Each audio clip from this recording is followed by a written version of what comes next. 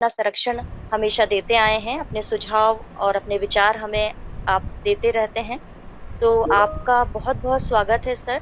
और मैं हमारे केएस यादव सर का भी स्वागत करती हूँ, जो हेड हैं कृषि विज्ञान केंद्र सागर से, और दूसरे स्पीकर के रूप में हम उन्हें सुनेंगे। तो पहले मैं बहुत ही थैंक यू सम्मान मैडम, थैंक यू। करना चाहूँगी केएस तिवारी सर को, आएँ और अपना उद्बोधन दें। KS Tiwari sir. मेरी आवाज पहुंच रही है? जी सर, आपकी आवाज़ आ रही है। बहुत बहुत धन्यवाद। सबसे पहले तो आदरणीय श्री दीपक माथुर जी को उनके जन्मदिन की बहुत बहुत मंगल कामनाएं, शुभ कामनाएं। Thank you so much sir, और थैंक हम यू। सबकी प्रार्थना है, हम सबके तरफ से आपके सुखद, लंबे, सक्रिय, दीर्घ और यशस्वी जीवन की बहुत बहुत मंगल कामनाएं आपको प्रेषित करते हैं। Thank you.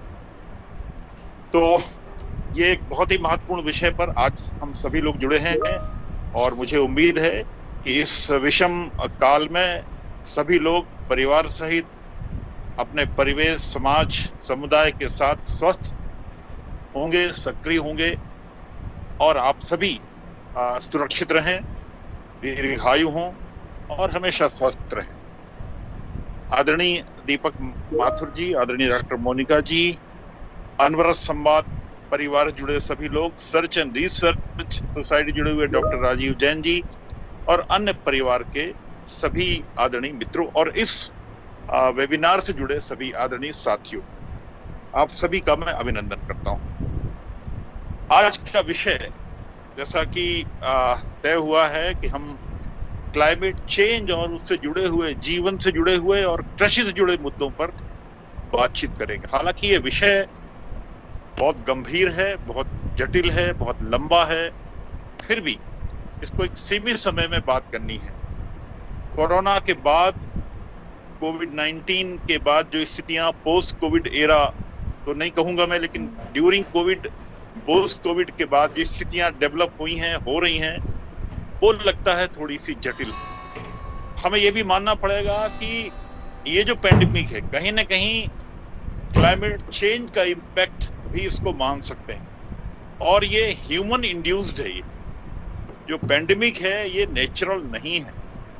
वायरस नेचुरल हो सकते हैं, लेकिन वायरस का इस तरह से इंसानों के बीच में, इंसानी आबादी के बीच में विस्फोट और वायरस के द्वारा संक्रमण, ये कहीं ना कहीं इंसानी फितरत है, शरारत है। घासों की, तितलियों की, कछुओं की, मेढकों की, सांपों की, न जाने कितने जानवर धीरे धीरे विलुप्त हो रहे हैं। वो अपने आप को बदलती क्लाइमेटिक कंडीशंस में अडेप्ट नहीं कर पा रहे हैं। एडेप्टेबिलिटी की सीमा है, वो सभी सीमाएं पार करने के बाद वो प्रजातियां धीरे धीरे विलुप्त होने की कगार पे या तो हो चुकी हैं या होने वाली। उसी तरह से जंगल एक बहुत बड़ा दर्दनाक पक्ष है। जंगल हमारे शॉक एब्जॉर्बर्स थे, वो कार्बन सिंक हैं, वो हमारे प्राणवायु देने वाले एक बहुत बड़े घटक हैं, जिनको लगातार धीरे धीरे उजाड़ रहे हैं। आज धरती पर जंगल 11 से 12-13% घट चुके हैं। एक आइडियल कंडीशन है 33% जंगल होना चाहिए, जो नहीं रहे। आज लगभग 20% जंगल बचे हैं। वाइल्ड लाइफ बहुत रिच थी। हमारे भारत में ही वेस्टर्न घाट है, हिमालय रीजन है, और भारत के कुछ और हिस्से सुंदरबंस हैं।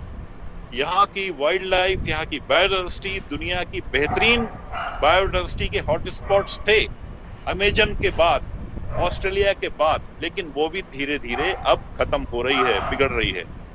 हमारी भारत की मिट्टी का नेचर, मिट्टी, सॉइल का नेचर बदल रहा है। सॉइल बदलेगी तो कृषि की व्यवस्था भी टूटेगी। लैंड यानी जमीन के उपयोग बदल रहे हैं, बिगड़ रहे हैं। मिनरल्स को हमने खोद के, चाहे वो हीरे हो, चाहे वो ग्रेनाइट हो, सैंडस्टोन हो, या दूसरे आपके बहुमूल्य मिनरल्स हो, वो खत्म हो रहे हैं। कोल के भंडार खत्म हो रहे हैं। फॉसिल फ्यूल्स, पेट्रोलियम और कोल भी जिसमें शामिल है, ये सभी धीरे धीरे चुक रहे हैं। तो आज हम डेवलपमेंट के नाम पर प्रकृति के संसाधनों को खत्म कर रहे हैं, उपयोग नहीं कर रहे हैं। और ऐसा लगता है कि हम धरती को ही खा रहे हैं। संसाधनों का उपयोग करने के अलावा ऐसा लगता है कि हम पूरी धरती को निगलना चाहते हैं। अगर इस गति से हम अगर संसाधनों को खत्म करते रहे तो मेरा अनुमान है कि एक अमेरिका 4 धरती मांगता है, ऑस्ट्रेलिया को 1-1.5-2 धरती चाहिए, जापान को भी चाहिए, चीन को भी 3 धरती चाहिए, भारत को भी लगभग 1 धरती चाहिए। धरती तो एक है ना, धरती 100 नहीं है। जो धरती पर है उसी धरती में हमें जीवन यापन करना है, उसी धरती के संसाधनों में हमें जीवन चलाना है, धरती के संसाधनों से ही विकास करना है, लेकिन हम समूची धरती को निगलने को आमदा है। तो ये स्थितियां बड़ी विकट हैं और इसीलिए आज समूची प्रकृति भयानक रूप से अशांत है, क्रुद्ध है, कुपित है, डरी हुई है या डरा रही है। और प्रकृति का क्रोध कहीं न कहीं भयानक आपदाओं के रूप में हमारे सामने।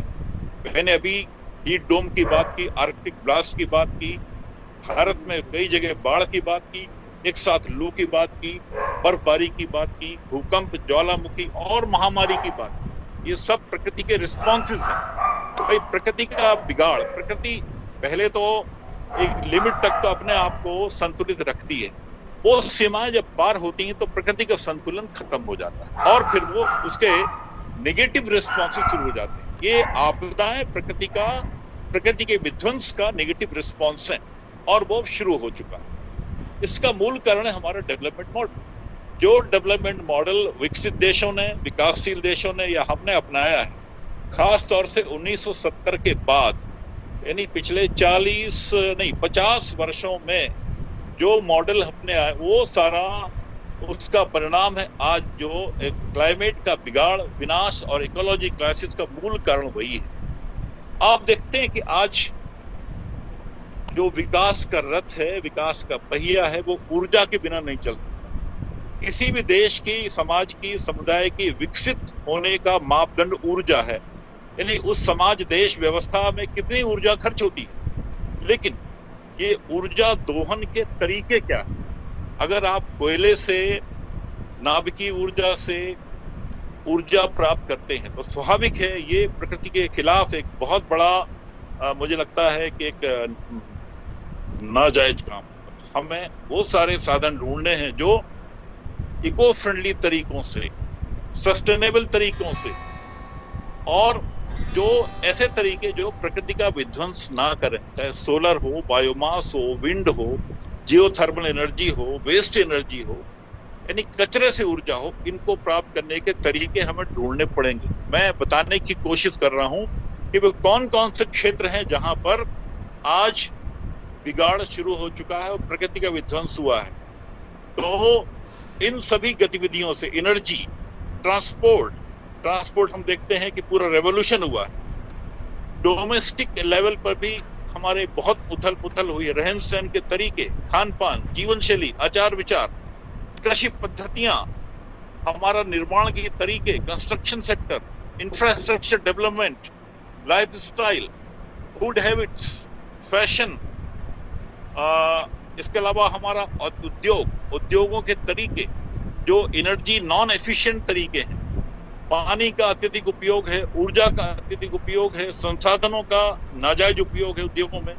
इसके अलावा कॉलोनाइजेशन पैटर्न, बसाहट के तरीके, जिस तरह शहर लैंड यूज चेंज करके, कृषि की जमीनों को हड़प करके, उनको खत्म करके शहर बसाए जा रहे हैं, नगरीकरण हो रहा है। वो भी कचरे का जलाना, हमने नॉर्थ इंडिया में कचरे को जलाने के परिणाम देखे।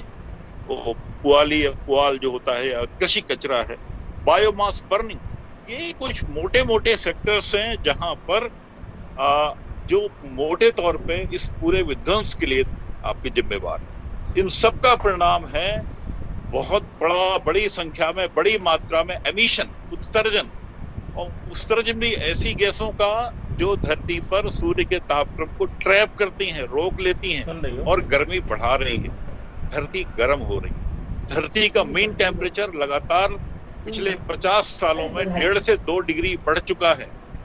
आधे डिग्री में विध्वंस होता है, आधे डिग्री में बहुत बड़े बड़े परिवर्तन हो सकते हैं, और हम आधे डिग्री का 4 गुना टेम्परेचर 2 डिग्री बढ़ा चुके हैं। और 1970 के बाद जो कार्बन डाइऑक्साइड जो मुख्य कल्प्रिट है इस पूरे विध्वंस के लिए, जिससे ग्लोबल वार्मिंग हो रही है, जो टेम्परेचर को पकड़ के रखती है और वापस वायुमंडल में नहीं जाने देती, वो करीब 70% बढ़ चुकी है पिछले 50 सालों। हम की हमारी चिंता सारी दुनिया के साथ, प्राथमिकता हमारा देश है भारत, और हमने जो डेवलपमेंट मॉडल अपनाया, आपने फोन किया था? हमने कोशिश की है।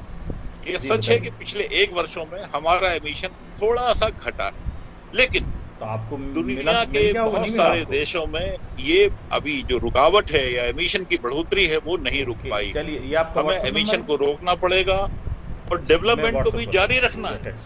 अब प्रश्न है कि डेवलपमेंट भी हो, एमिशन कम हो या ना हो, ये दोनों साथ ही साथ कैसे चले, ये एक बहुत बड़ा प्रश्न चिन्ह है, शोध का मसला है। हमारा जो एमिशन है भारत का वो करीब 7.5% की दर से हम एमिशन करते हैं प्रतिवर्ष, और ग्लोबल शेयर भारत का टोटल दुनिया के एमिशन में लगभग 7% हिस्सा है। और सबसे संतोषजनक बात यह है कि एक भारतीय का जो पर कैपिटा एमिशन है, यानी प्रति व्यक्ति एमिशन है, जो मुझे लगता है कि दुनिया के अनेक देशों से बहुत कम। हम लगभग 1.7 टन प्रति व्यक्ति प्रति वर्ष एमिशन हमारा है। अमेरिका का यही जाके 20 के आसपास है, चाइना का बहुत ज्यादा है, यूरोप का हमसे कई गुना ज्यादा है, लेकिन हमारी आबादी ज्यादा है। हमारी आबादी 140 करोड़ है, तो हमारा कुल एमिशन ज्यादा होता है। लेकिन आज भी हम चीन, यूरोप, यूएस, ऑस्ट्रेलिया, बहुत सारे दुनिया के देशों से अभी भी टोटल एमिशन में, ग्लोबल शेयर में, पर कैपिटा एमिशन में बहुत हम नीचे हैं, पीछे हैं, और हम आज भी पर्यावरण के, प्रकृति के रक्षक हैं। अब बहुत सारे और मुद्दे इसी के साथ बन पे हैं। CO2 बढ़ेगी, ग्रीन हाउस गैसेस बढ़ेंगी, गर्मी बढ़ेगी, तापक्रम बढ़ेगा, लेकिन इन सब के जो परिणाम है वो कितने भयावह होंगे इसकी खबर हमें नहीं है। सबसे जो पहला मुद्दा है, जो जीवनदायी हवा, आज भारत में कहीं भी हवा सांस लेने लायक नहीं है। उसमें सस्पेंडेड पार्टिकुलेट मैटर की मात्रा कई जगह 10 गुना बढ़ चुकी है। जो RSPM 60 म्यूग्राम पर क्यूबिक मीटर होना चाहिए वो 600 हो चुका। जो SPM 100 के अंदर होना चाहिए वो 1000 हो चुका है। 1000 म्यूग्राम पर क्यूबिक मीटर, ये 10 गुना ज्यादा है। नाक के छन्ने, नाक के अंदर जो बाल है उसको नहीं छान पाते, और लंग्स के जरिए वो सारा जो पॉल्यूटेंट्स हैं वो हमारे फेफड़ों में जाते हैं। कोरोना काल में हमने देखा है कि वायरस का अटैक सीधे फेफड़ों पर होता है। और मैं यहाँ बताना चाहता हूँ कि भारत के दुनिया के 20 जो सबसे पोल्यूटेड सिटीज हैं उसमें भारत के 14 शहर हैं, जिसमें गाजियाबाद, दिल्ली, आगरा इत्यादि शहर भी शामिल हैं। तो मेरा आशय यह है कि जब भी एयर पोल्यूशन बढ़ेगा तो कोरोना की जो संभावना है, कोरोना का अटैक है, कोरोना से जो फैटेलिटी है, मॉर्टेलिटी है, इन्फेक्टिविटी है, संक्रामकता है, वो बढ़ेगी। और भारत में होने वाली दूसरे स्पेल में, दूसरी लहर में मूल कारण ये था कि हमारे देश की एक बड़ी आबादी एयर पोल्यूशन से होने वाले परेशानियों से ग्रस्त है, और हमारे देश के तमाम सारे लोग के फेफड़ों में एयर पोल्यूशन में बहुत सारी गंदगी, बहुत सारे पार्टिकल्स जमा हो चुके हैं। तो ये कुछ मुद्दे हैं, और आज एयरबोर्न डिजीज की मात्रा और मौतें इससे बहुत ज्यादा बढ़ी हैं। तो हमें इन चीजों को ध्यान रखना पड़ेगा। हम ये जानते हैं कि हमारी प्रकृति, हमारी इकोलॉजी, हमारा पर्यावरण, हमारा इकोसिस्टम हमेशा सेल्फ सस्टेन्ड होता है, सेल्फ रेगुलेटेड होता है, और सेल्फ कंट्रोल भी होता है। हमें अब ये ध्यान रखना है कि डेवलपमेंट हमेशा पर्यावरण का विनाश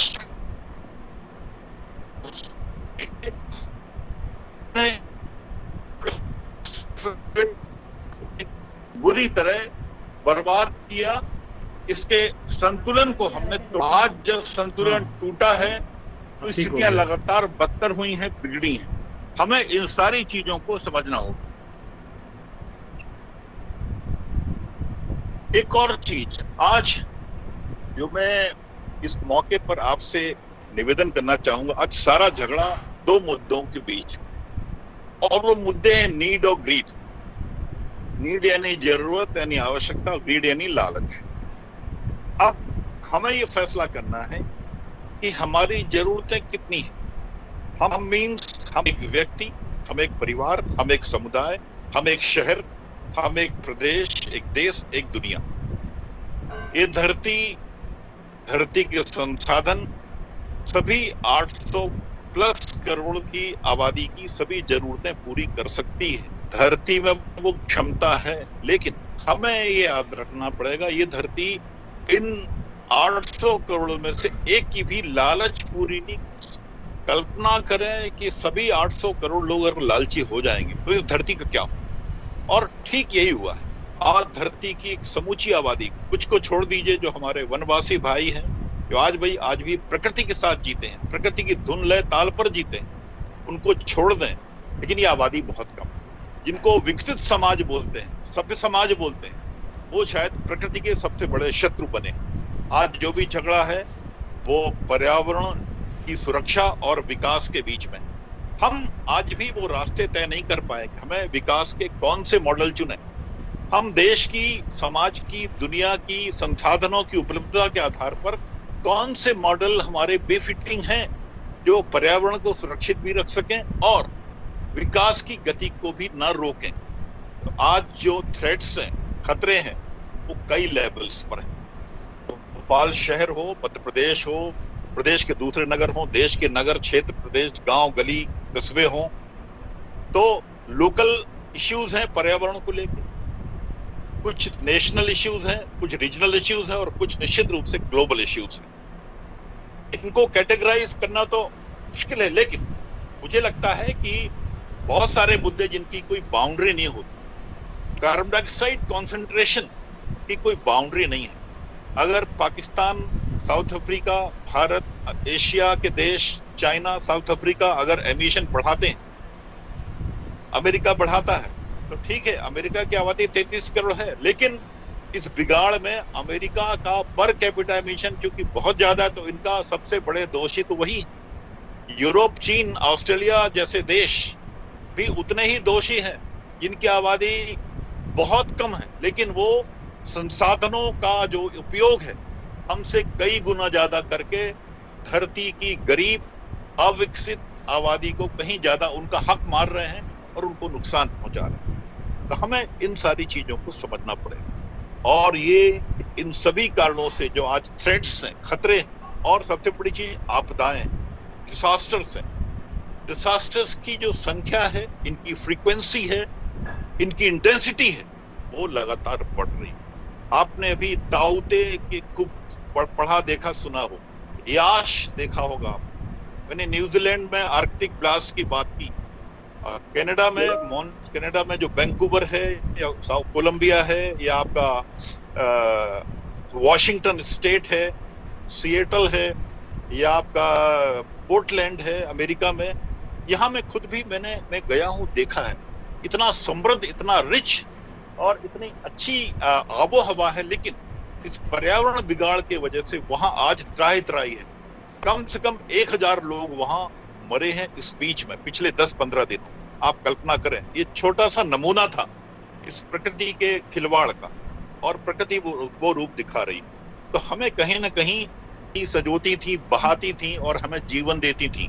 भारत की 40 करोड़ आबादी गंगा पर निर्भर थी, या गंगा की सहायक नदियों पर। गंगा की सैकड़ों, यमुना, केन, बेतवा जो मध्य प्रदेश से निकलती हैं, वो सब भी धीरे धीरे उनमें बहाव घट रहा है। उनकी पूरी जो डायनेमिक्स है वो चेंज हो रही है। और इनकी भी जो छोटी सहायक नदियां हैं, जो सब ट्रिब्यूटरीज हैं, सब ट्रिब्यूटरीज हैं, वो भी धीरे धीरे खत्म हो रही है। टेरेस्ट्रियल बायोडाइवर्सिटी, एक्वेटिक बायोडाइवर्सिटी भी धीरे धीरे विलुप्त हो रही है। ये एक बहुत बड़ा खतरा है, हमें इस बात को समझना पड़ेगा। हवा के जहर की बात मैंने कर ली, हवा जहरीली हो चुकी है। बायोडाइवर्सिटी लॉस बहुत बड़े स्तर पर हो चुका है, जिसकी बात कर चुके हैं। आज हमारा सारा जीवन, फैशन, खान पान, आचार विचार सब कहीं न कहीं बहुत बुरी तरह प्रकृति के खिलाफ है, नॉन इको फ्रेंडली है। एनर्जी जनरेशन के जो हमारे तरीके हैं वो शायद प्रकृति मित्र नहीं है। हमें कोल से चलने वाले जो थर्मल पावर प्लांट्स हैं उनको कहीं न कहीं उन टरबाइन्स को रोकना पड़े। हमें हाइडल से या सोलर से या हवा से यानी पवन से, जियोथर्मल से, बायोमास से ऊर्जा पैदा करने के तरीके खोजने ही पड़ेंगे। आज नहीं तो कल कोयले के भंडार सीमित हैं, आज नहीं तो 100 साल 200 साल खत्म होंगे। तो हमें जो अनंत असीम भंडार है सोलर एनर्जी का, उससे इकोनॉमिकली वायबल तरीके से ऊर्जा प्राप्त करने के तरीके खोजने। हालांकि इस पर काफी काम हो रहा है, लेकिन ऊर्जा का एक छोटा सा हिस्सा इससे प्राप्त होता है। हमें इस पर लगातार काम करके इसको बढ़ाना है। ऑटोमोबाइल सेक्टर एक बहुत बड़ा रेवोल्यूशन हुआ है। आज अरबों वाहन धरती पे दौड़ रहे हैं। अरबों वाहन का मतलब है न जाने कितने अरब पेट्रोलियम जलता हो, और पेट्रोलियम जलता है तो आप समझते हैं कि इसके एग्जॉस्ट से बहुत बड़ी तादाद में न जाने कितने कार्बन डाइऑक्साइड, मोनोऑक्साइड, सल्फर के ऑक्साइड, नाइट्रोजन के ऑक्साइड, कार्बन के पार्टिकल्स, और सबसे बड़ी बेंजीन जलने से बेंजीन के कुछ ऑर्गेनिक मैटर या ऑर्गेनिक गैसेस निकलती हैं जो टॉक्सिक होती हैं। लेड निकलता है, बहुत सारी और दूसरी टॉक्सिक गैसेस हैं। इनकी मात्रा और संख्या बहुत ज्यादा है। सारी धरती धूल गुबार से पट रही है ऑटोमोबाइल सेक्टर के पोल्यूशन से। तो ये भी आज हमें जरूरत है ऑटोमोबाइल सेक्टर्स में जो कंबस्शन इंजन्स में उनमें बहुत बड़े सुधार की। इसके अलावा हमें कार्बन, वाटर, एनर्जी फुटप्रिंट्स, यानी हम कितना पानी खर्च करते हैं, हम मींस व्यक्तिगत रूप से मैं, मेरा परिवार, मेरा मोहल्ला, मेरा नगर, मेरा शहर, मेरा देश और ये दुनिया, इसको रिव्यू करना। कितना पानी, कितनी ऊर्जा, कितना कार्बन, ये सब रिव्यू करने की जरूरत है। क्लाइमेट क्राइसिस लगातार गंभीर हो रही है। एक बहुत बड़ा मुद्दा जिस पर आगे मैं भी बात करूंगा वो है फूड सिक्योरिटी। आज भले ही उत्पादन बढ़ा हो, लेकिन कृषि उत्पादन से मेरा मतलब है, लेकिन खाद्य सुरक्षा एक बड़ी समस्या का रूप ले रही है, और खाद्य सुरक्षा जुड़े हुए मुद्दे बहुत गंभीर, और इससे इसके क्या परिणाम होंगे उनको भी हमें समझना जरूरी है। हम भारत में जिस तरह की एग्रीकल्चर प्रैक्टिसेस को अपना रहे हैं उसमें भी बहुत बड़े सुधार की आवश्यकता है। लैंड यूज चेंज हो रहा है, जंगल लगातार विलुप्त हो रहे हैं। मैंने पहली बात की, ओशन इकोलॉजी, समुद्रों की इकोलॉजी बदल रही है, रेगिस्तान लगातार बढ़ रहे हैं, पानी और हवा से होने वाली बीमारियां बढ़ रही हैं, धरती की बहुत सारी जो प्रजातियां हैं वो एडेप्ट नहीं हो पा रही और धीरे धीरे विलुप्त हो रही हैं। तो हमें इस पे सुधरने के लिए बहुत सारे तरीके चाहिए। अभी जैसे मोनिका जी ने कहा कि मिटिगेशन, यानी हमें निपटने के तरीके ढूंढने, हमें रिसर्च को देखना, रिसर्च इको रेस्टोरेशन के लिए, इकोलॉजिकल मरम्मत के लिए हमें शोध को बढ़ावा देना। आज हमें शोध की दिशा को बदलना है। आज यूनिवर्सिटीज में, आईआईटीज में, आईआईएससी में, या दुनिया के एमआईटी, हार्वर्ड, ऑक्सफोर्ड, कैम्ब्रिज में जो शोध हो रही है, आज उन यूनिवर्सिटीज में, इंस्टीट्यूट्स में इकोलॉजिकल रेस्टोरेशन के उन सारे तरीकों पे काम होना चाहिए। कोऑपरेशन ऑफ पार्टीज के सम्मेलन 25 हो चुके हैं, 26वां होने वाला है। ये भी एक मतलब रास्ते निकालने का एक मार्ग है, लेकिन सहमति नहीं बनती और रास्ते नहीं बनते। आज अमीर देशों से टेक्नोलॉजी ट्रांसफर की जरूरत है। हमें समूचे परिदृश्य को रीलुक और रिव्यू करने की जरूरत है। हमें नीतियां नई देखनी है, हमें दुनिया को एक इकाई मान के हमें देखना है। आज बिजली खपत के तरीके कैसे ठीक हों। अगर एयर कंडीशनिंग टेक्नोलॉजी हमारी इंप्रूव हो जाए तो मुझे लगता है कि करोड़ों यूनिट बिजली बच सकती है। एक 2 टन का एसी अगर 8 घंटे चलता है तो उसमें थोड़े तकनीकी सुधार के बाद उसमें बहुत बड़ी मात्रा में बिजली की बचत कर सकते हैं। ऑटोमोबाइल सेक्टर में BS6 मॉडल के जो इंजन हैं वो आना शुरू हो गए। स्टार रेटिंग बढ़ रही है। हमें आज ग्रीन और ग्रीन एनर्जी की आवश्यकता है। आज हमें ग्रीन डेवलपमेंट की जरूरत है। ग्रीन आप हरा जानते हैं, हिंदी में ग्रीन को हरा बोलते हैं, सभी जानते हैं, लेकिन मैं यहां ग्रीन का एक दूसरा मतलब बताना चाहूंगा। ग्रीन की स्पेलिंग अंग्रेजी में GREEN है। इसका मतलब है growth with resource enhancement of environment and nature. हमें इस ग्रीन को ध्यान में रखना। मैं रिपीट करता हूं, growth with resource enhancement of environment and nature. अगर हम वास्तव में ये ग्रीन जिसकी मैं बात कर रहा हूं इस पे स्विच ओवर होते हैं, इसके साथ ही साथ हम सारे ग्रीन कंसेप्ट पे सारा डेवलपमेंट फोकस करते हैं, चाहे वो खान पान हो, जीवन शैली हो, हमारी फैशन हो, तो चीजें बदलेंगी, सुधरेंगी। नदियों को रिजुवेनेट करने की जरूरत है, पुनर्जीवित करने की जरूरत है। जंगलों में भी प्लांटेशन नहीं, प्लांटेशन और जंगल के रेस्टोरेशन को हमें समझना पड़ेगा।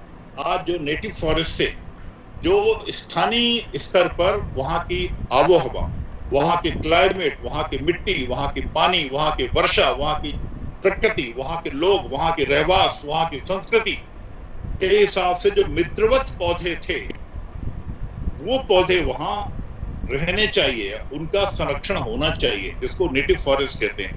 वो नहीं रहे, वो खत्म हो रहे हैं। जरूरत है उन सारे प्रैक्टिसेस की जो वाटर एफिशिएंट हो, चाहे घर हो, उद्योग हो या आपके दूसरे क्षेत्रों कृषि हो, तो ये बहुत जरूरी है। अब एक जो आज की चर्चा एक बात को लेकर थी कि हमें कृषि को लेकर क्या बदलाव करने, क्योंकि कृषि एक बहुत संवेदनशील मुद्दा है और भारत के भविष्य का प्रश्न है, क्योंकि भारत की एक बहुत बड़ी आबादी एग्रीकल्चर सेक्टर से जुड़ी हुई है।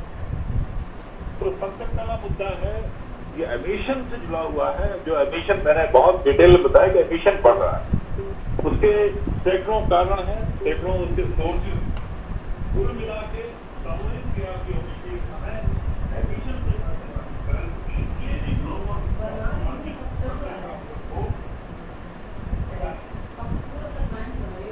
और इसके लिए बहुत सारे तरीके हैं। मैं कहीं ना कहीं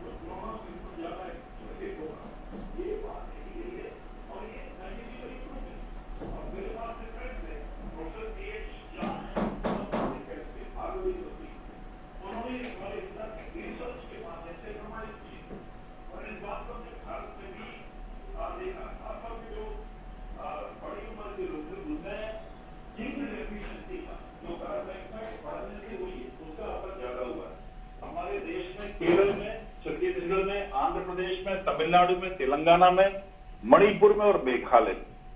इन 7 राज्यों में ये सर्वे किया गया, देखा गया कि यहाँ लोगों में जिंक उनके भोजन में कम मिलता है, क्योंकि कार्बन डाइऑक्साइड भोजन श्रृंखला से जिंक को घटा देता है। आप सोचिए कि क्लाइमेट चेंज का मुद्दा कितना गंभीर हो रहा है, इसमें अभी ए यूनिवर्सिटी के प्रोफेसर एन नॉर्थहाउस, उनको वैसे वो इकोनॉमिक्स के प्रोफेसर, लेकिन उनको जो नोबेल प्राइज मिला वो पर्यावरण के विषय में मिला। आप कल्पना कीजिए कि क्लाइमेट चेंज का इश्यू कितना महत्वपूर्ण है कि इकोनॉमिक्स के प्रोफेसर ने एमिशन की जो उत्सर्जन है उसको आपके डेवलपमेंट से जोड़ के देखा, और उन्होंने जो देश, जो विकसित देश, बड़े देश, ज्यादा एमिशन करने वाले देश उत्सर्जन कर रहे हैं, तो कार्बन टैक्स लगाया जाना चाहिए प्रति यूनिट एमिशन, प्रति यूनिट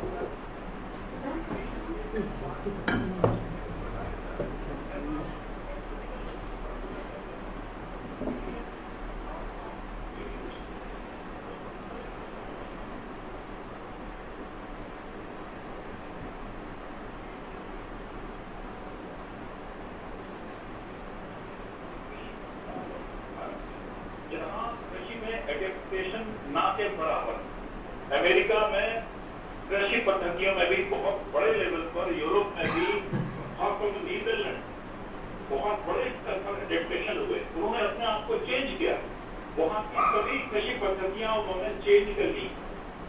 जितने भी प्रोसेस हैं एग्रीकल्चर सेक्टर में, चाहे इरिगेशन प्रोसेस हो, सीड टेक्नोलॉजी हो, सोविंग हो, इरिगेशन हो, या कल्टीवेशन के दूसरे तरीके हो, क्रॉप रोटेशन हो, सभी में एक बहुत बड़े एडेप्टेशन के बाद उन्होंने पूरा सिस्टम चेंज कर दिया। लेकिन हमारे देश में अभी नहीं हो पाया, और उसका मूल कारण है कि हम आज भी पीछे। सबसे बड़ी चीज है कि टेम्परेचर राइज का बहुत भयावह असर होना शुरू हो गया। चाहे समुद्रों के जल का स्तर बढ़ना हो, मछली फिश कीचिंग हो, क्रॉप यील्ड हो, स्पीशीज लॉस हो, पौधे हो, हेल्थ हो, हेल्थ पर इम्पैक्ट एक बहुत बड़ा इश्यू है। इस पर कई घंटे चाहिए बातचीत करने के लिए कि पर्यावरण विनाश का, इकोनॉमिकल डिजास्टर का दूसरे क्या हो गया ना, घातक प्रभाव पड़ा है। फार्म यील्डिंग बहुत घटी है, फार्म यील्ड घटे, वर्टिब्रेट में बहुत ज्यादा। ये वाकई में बहुत अच्छा है। और दूसरा पता है, कहानी वाला सिस्टम नहीं है। एक और नई बात अभी भारत में दिखने में आई, इसके ऊपर आपका ध्यान चाहूँ। भारत में कुछ स्थानों पर ओजोन लेयर एक आतंक के रूप में आसमान होती, जो अल्ट्रावायलेट रेस को रोकती, बच्चे पढ़ते स्कूल। लेकिन अब भी देखा जा रहा है कि भारत के कुछ क्षेत्रों में धरती की सतह के ऊपर ओजोन कंसंट्रेशन नॉर्मल से 3 गुना ज्यादा बढ़ती है। ये खतरनाक है।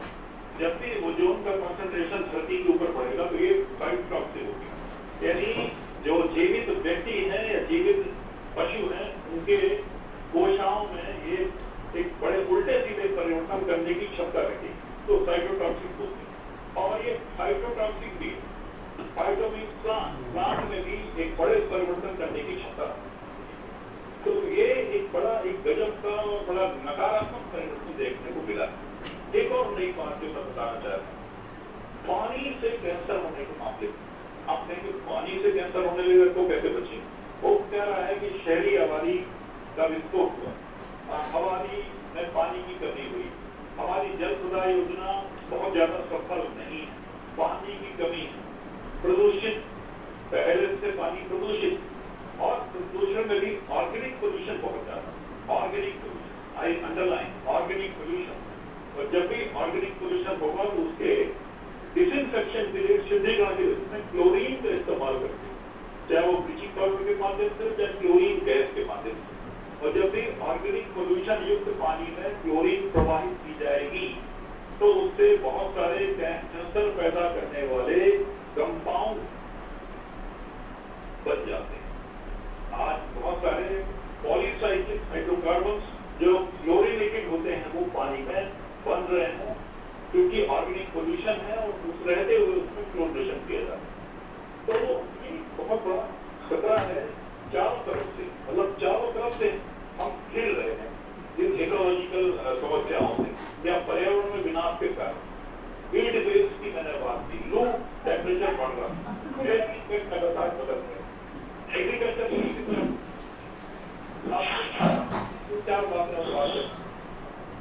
सॉइल कंपोजिशन, जहां किसानों की बात है आज हमारे देश में मिट्टी की कंपोजिशन के बारे में हमारे किसान को बहुत जानकारी है।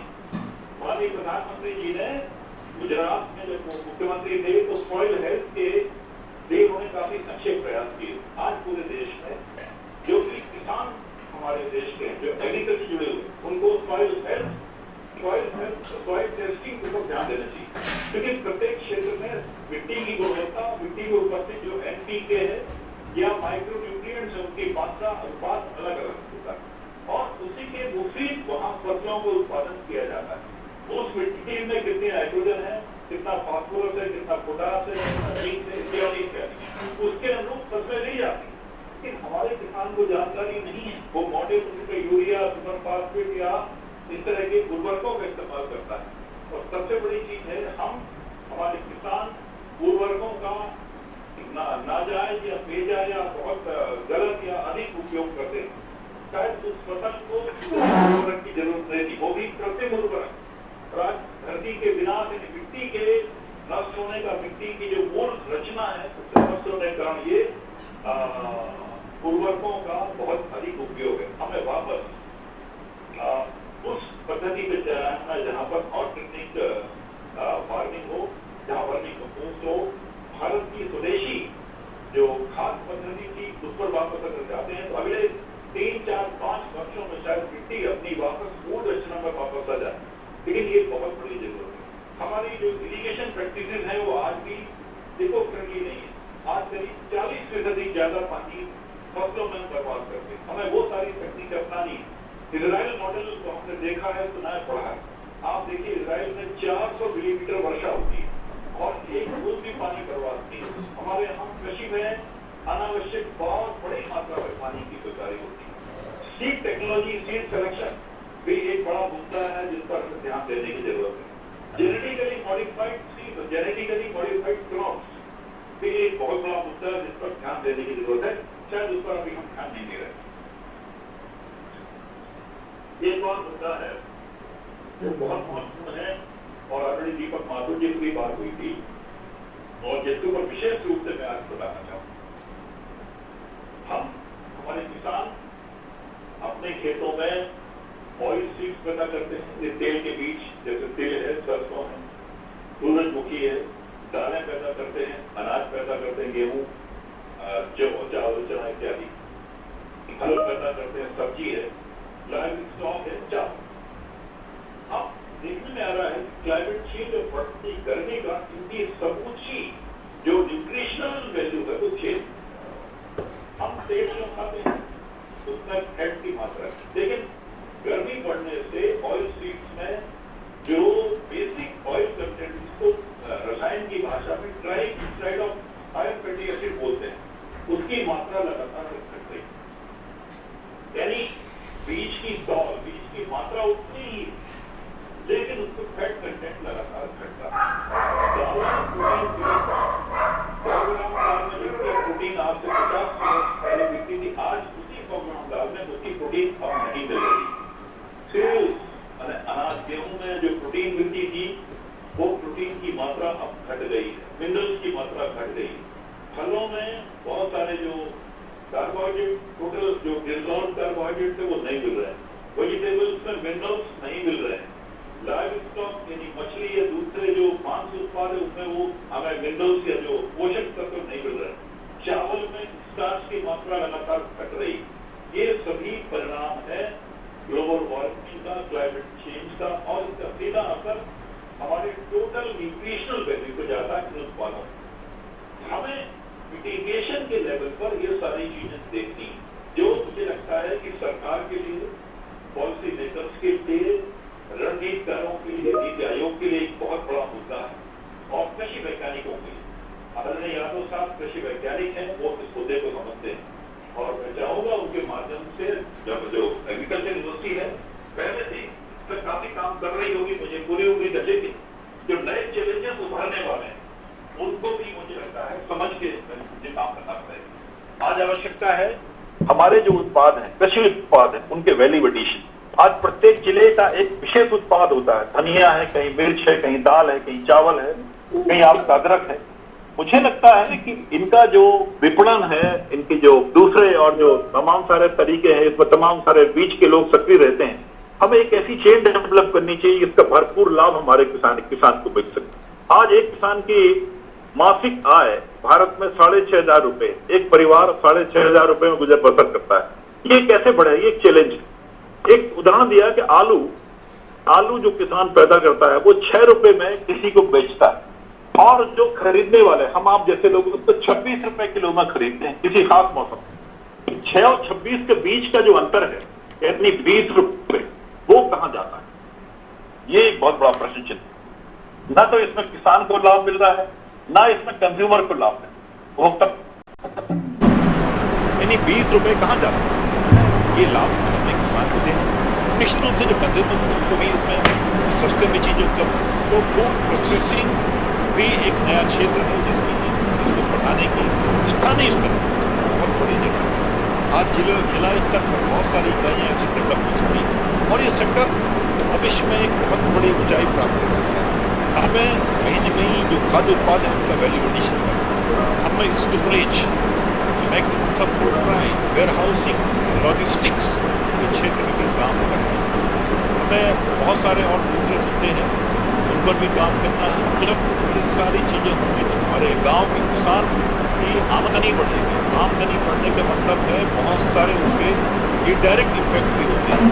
पलायन होगा, किसान परिवारों के बच्चे महानगरों शहरों की ओर छोड़ मजदूरी करने भागते होंगे, बेरोजगारी घटेगी, रोजगार गांव में ही बढ़ेंगे, अपराध घटेंगे, बेकार घटेगी और इससे होने वाले तमाम सारी जो सामाजिक आर्थिक परेशानी कम होगी और डिप्रेशन के मामले, आत्महत्याओं के मामले, अपराधों के मामले ये भी घटेंगे।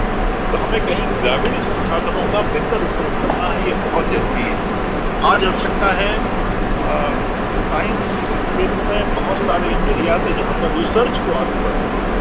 खासतौर से मुझे लगता है कि कोविड एरा में एग्रीकल्चर साइंस में नए रिसर्च एरिया का डेवलप होने की मैंने बात की। पैंडेमिक मैनेजमेंट एक बड़ा एरिया बढ़ रहा है और पैंडेमिक मैनेजमेंट की बहुत सारी सपोर्ट सर्विसेज हैं जिनमें भी हमें कुछ काम करने पड़ेंगे। एपिडेमियोलॉजी है, वायरोलॉजी है, जेनोम साइंस है, वैक्सीन डेवलपमेंट साइंस है, ये सारे क्षेत्र हैं जहाँ पर हमें बहुत सारे काम करने हैं और इन कामों को आगे बढ़ाना है। अंतिम स्लॉट के रूप में एक महत्वपूर्ण जानकारी आपसे शेयर करूंगा और वो किसानों से जुड़ी हुई सी बात। ये अभी इस तरह की रिपोर्ट अखबारों में छपी हुई है, वो मैं आपसे शेयर कर रहा हूँ। आप जानते हैं कि जब भी गर्मी बढ़ती है उसको मूल कारण होता है कार्बन डाइऑक्साइड और मीथेन और कुछ और गैसेज। ऐसी गैसेज की संख्या करीब 64 होती है, लेकिन सबसे बड़ा जो कल्प्रिट है वो कार्बन डाइऑक्साइड। जब भी CO2 का लेवल बढ़ेगा तो आप जानते हैं कि हरे पौधों के साथ मिलकर ये पौधों का भोजन बनता है और वो विज्ञान में अच्छे इसको पढ़ते नाम होता है फोटोसिंथेसिस, प्रकाश संश्लेषण।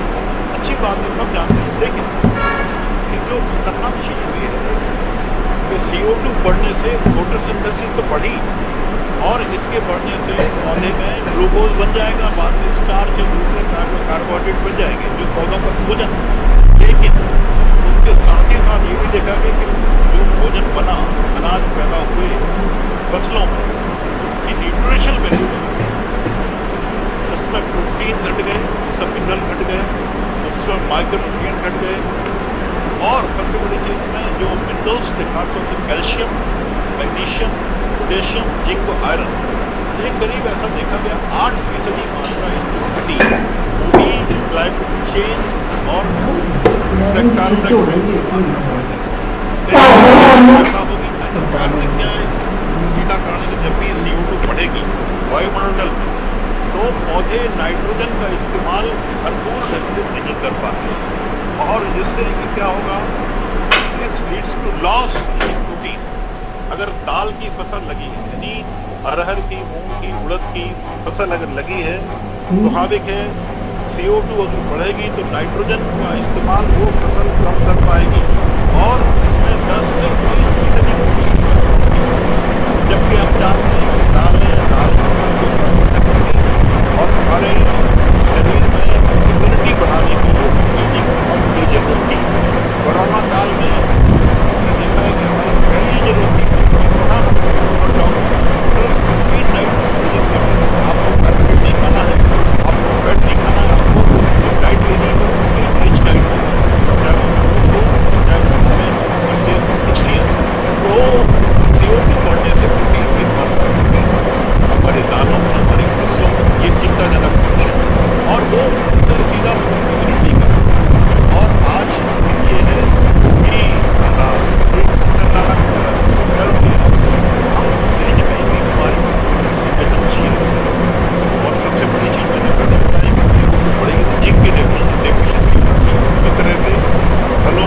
राज्यों में भी आयरन, जिंक, कैल्शियम की 8 से लेकर 40%, और सबसे खतरनाक गिरावट कॉपर में 80% तक कॉपर का गिरावट। तो ये कुछ ऐसे पक्ष हैं जिनको हमने समझना पड़ेगा। तो ये जुड़े हुए चीजें हैं। मैंने जैसा कि शुरू में बताया कि ये दशक 2020 से 2030 का टेक्नोलॉजिकल एक्सप्रेशन का, अभी हम टेक्नोलॉजिकल क्रैक्स, टेक्नोलॉजिकल इम्बैलेंस और उसके बाद पहले टेक्नोलॉजिकल एक्सप्रेशन की बात करेंगे। भारत की कृषि पद्धति उसमें सब कुछ स्टार्ट किया है और भारत के किसानों को करने की बहुत सारी चीजें, तो ये कुछ ऐसे मुद्दे थे जिन पर गंभीर बातचीत अपेक्षित थी और ये अनवरत है। ये संवाद क्लाइमेट चेंज पर खत्म नहीं होगा, यहाँ ये प्रारंभ होगा।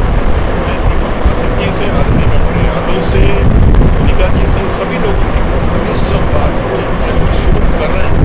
ये निरंतर अनवरत जारी रहेगा क्योंकि ये मुद्दे गंभीर हैं, न सिर्फ हमारे लिए, हमारे देश की कृषि के लिए, किसानों के लिए, देश के अस्तित्व के लिए, भविष्य के लिए, आपदाओं से बचाने के लिए और हमारे समूची आर्थिक सामाजिक व्यवस्था के लिए।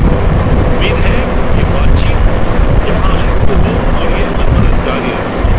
क्लाइमेट चेंज को एडेप्टेशन से, मिटिगेशन से, संयम से और भारतीय सनातन में जो एक संयम आचार विचार व्यवहार संस्कार में तमाम सारे संयम के तरीके बताए गए, उनसे जीवन शैली में बदलाव से, जीवन शैली में इको फ्रेंडली चेंज से, इको फ्रेंडली बिहेवियर से जब एक बहुत बड़े बदलाव ला सकते हैं।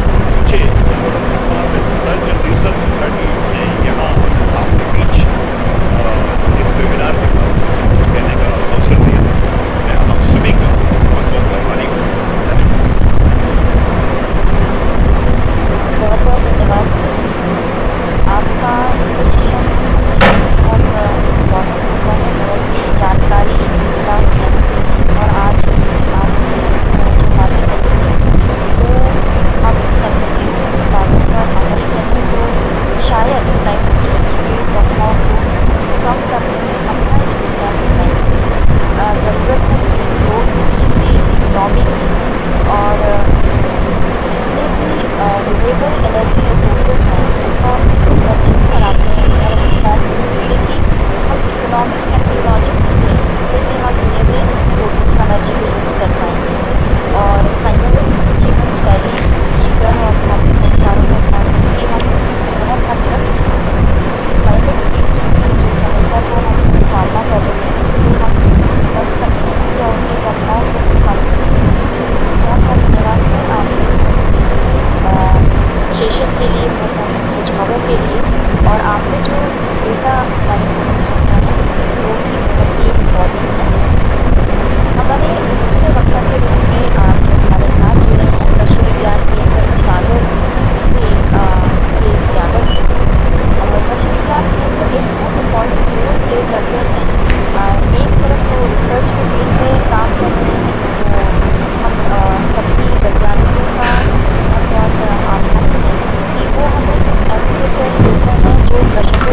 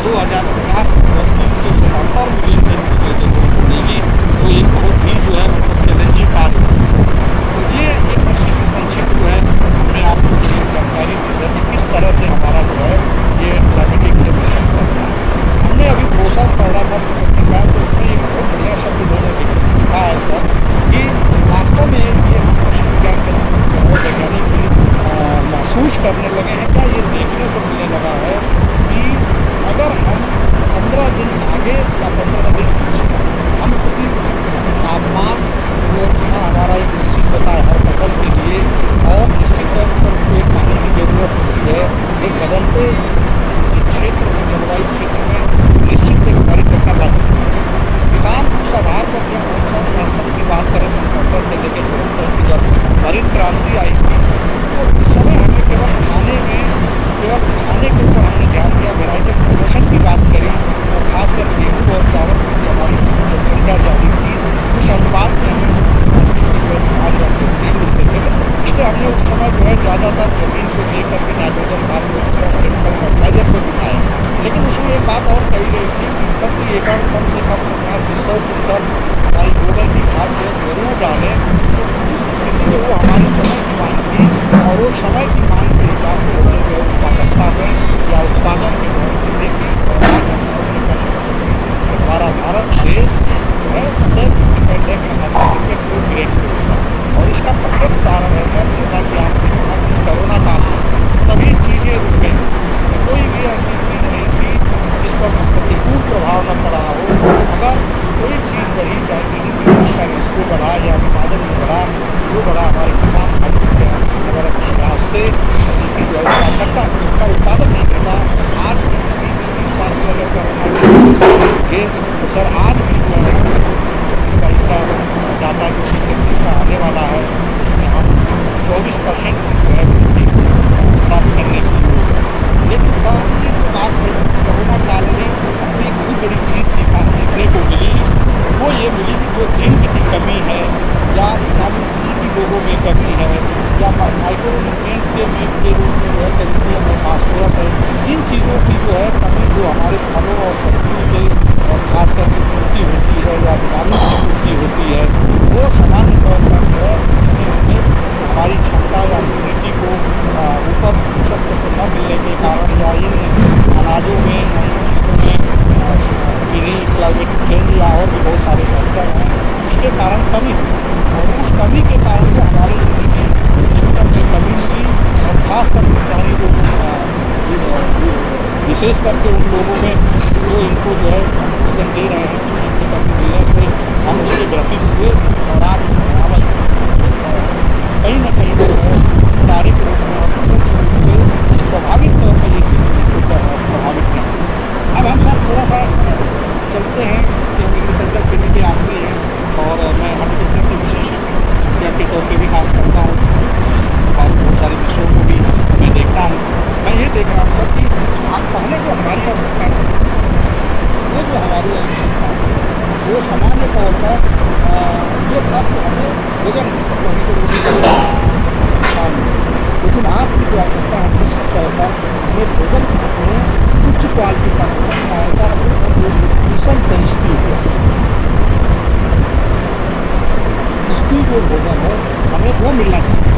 तो सब में बहुत इसके लिए जो आप ये देखने की समस्याएँ क्या है, देखा जाए हम मध्य प्रदेश को उठाने की जैसे हैं, उसमें जो मुख्य रूप से समस्या आती है सर, हमने ये देखा है सामान्य तौर पर किसान भाई या हम लोगों ने भी जब उस समय था तो सोयाबीन, जहाँ एरिया था खासकर मध्य भारत की बात करें, वहाँ पर हमने सोयाबीन का देश के रूप में जानते हैं, सोयाबीन मिल रहा है, तो वो मोनोक्राफ्टिंग जहाँ गेहूँ जबलपुर का एरिया आप देखें सर, जहाँ पर धान एरिया है, बालाघाट एरिया है, वहाँ पर हम धान की खेती करते हैं।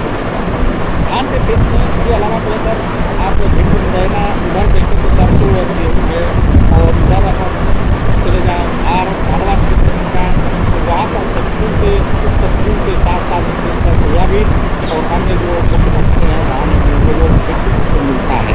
और यही पैटर्न जो है ये रिसर्च का विषय है, वो वैज्ञानिकों ने जो सारे रिसर्च करके हम लोगों ने दिया, लेकिन बिल्कुल सही है। डॉक्टर ने कहा कि बदलते और हम लोग भी महसूस करते हैं, सेमिनार वेबिनार करते हैं, लोगों में जागरूकता पैदा करते हैं। निश्चित तौर पर अगर ये लोग चीज़ें बायोडाइवर्सिटी है या एनवायरमेंटल इफेक्ट के कारण की बात करें, या विभिन्न प्रकार के जो स्ट्रेसेस हो रहे हैं, इन चीज़ों के कारण जो है हमारी ये सारी चीज़ें जो प्रभावित हो रही है, निश्चित तौर पर उससे हमारी खेती भी प्रभावित हो रही है। सरकार ने एक चीज़ कहा कि मिशन में खासकर देश में हमारा 7% जो रोल है, और हमने काफ़ी प्रयास किया है, जितना विदेशों का खास करके उसको बढ़ाने में हाथ है। आज भी अगर हम सतर्क हो जाएँ और एग्रीकल्चर की टेक्नोलॉजी को किसानों तक जो छोटी छोटी टेक्नोलॉजी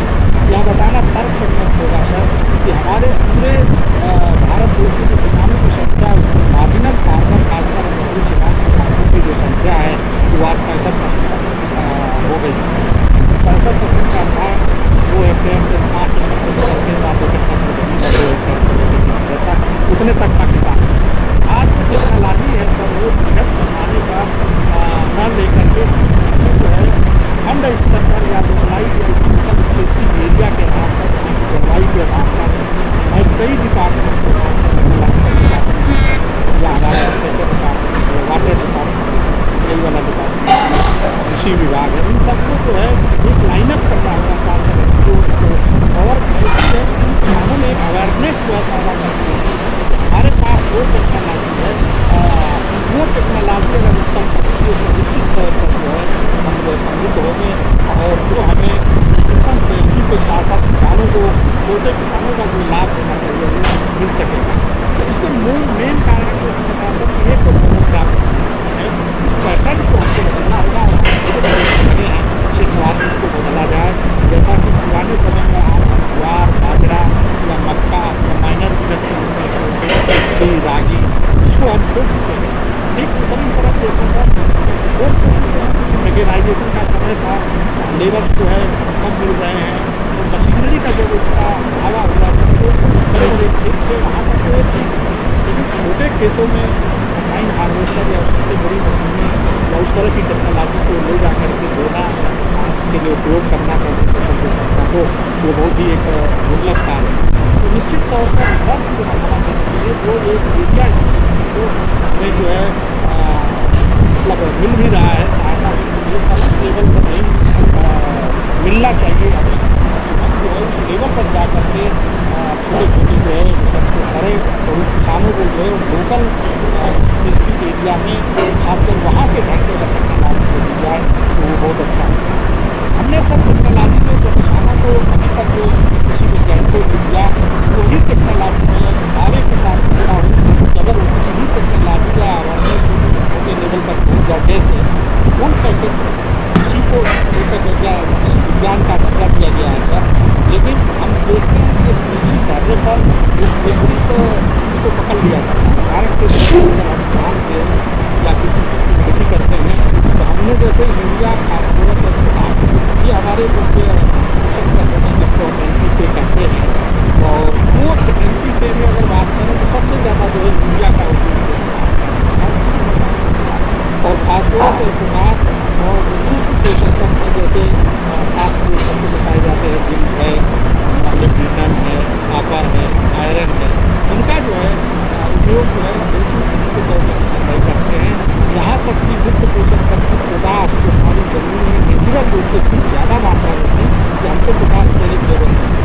अभी सर ने जो बात कही प्रधानमंत्री जी ने जो सॉइल हेल्थ कार्ड योजना चलाई हम लोग उसके लिए आ रहे हैं, जो हम बहुत ही रूट लेवल पर जा करके लोगों को हेल्थ कार्ड को करवा रहे हैं। लेकिन आज हम जरूरत है कि वो जो जागरूकता है उसके लिए हम उसको विश्लेषण करके देखते हैं किसान साथियों को। अगर आप सोयाबीन की खेती करते हैं तो 20 किलो नत्रजन है, 50 किलो फास्फोरस है, 30 किलो पोटाश है, 20 किलो 40 किलो पोटाश है, 20 किलो आपको संपर्क मिल जाता है। आज जो है जिंक और सल्फर के साथ साथ सब्जियों के लिए बोरान की कमी जो है, जबकि पहले केवल जिंक की कमी हुआ था। तो निश्चित तौर पर हमें किसान भाइयों को टेक्नोलॉजी फुल पैकेज के साथ। दूसरा बीज उपचार, बीज उपचार को इतना एक सरल और संसाधन है। सर ऑर्गेनिक फार्मिंग की बात करते हैं आजकल, तो मैं आपको बता दूँ कि राइजोबियम है, एजेटोवेक्टर है, सूडोमोनास है, ट्राइकोडर्मा है, डाइजेशन, ये सारे जो हम लोगों ने जैविक जो है सस्ते में जैविक जो है पैदा कर दिया है। अगर केवल इससे बीज उपचार किसान कर ले या भूमि का उपचार कर ले, इन चीज़ों में नाइट्रोजन, फास्फोरस, पोटाश, इतने सातों पोषक कुछ पोषक तत्व है, माइक्रोराइजा वगैरह है, माइक्रो आर्गेनिज्म है, या केचुआ की खाद उत्पादन तकनीकी है। इसी तरह से अपने यूरिया या हाइड्रोपोनिक्स तकनीकी है, चारा पशुओं के जो कम क्षेत्र में उगाने की बात करते हैं, तो इस पर अगर हम फोकस करते हैं तो ये कुछ नई टेक्नोलॉजी को किसान ले भी जा रहे हैं। और सबसे बड़ी टेक्नोलॉजी में आपको यहाँ 2 समस्याएं हैं। एक तो बीज जो चीज़ होती है, खास करके जिसमें चना मिल से किसान यहाँ का बहुत करते हैं।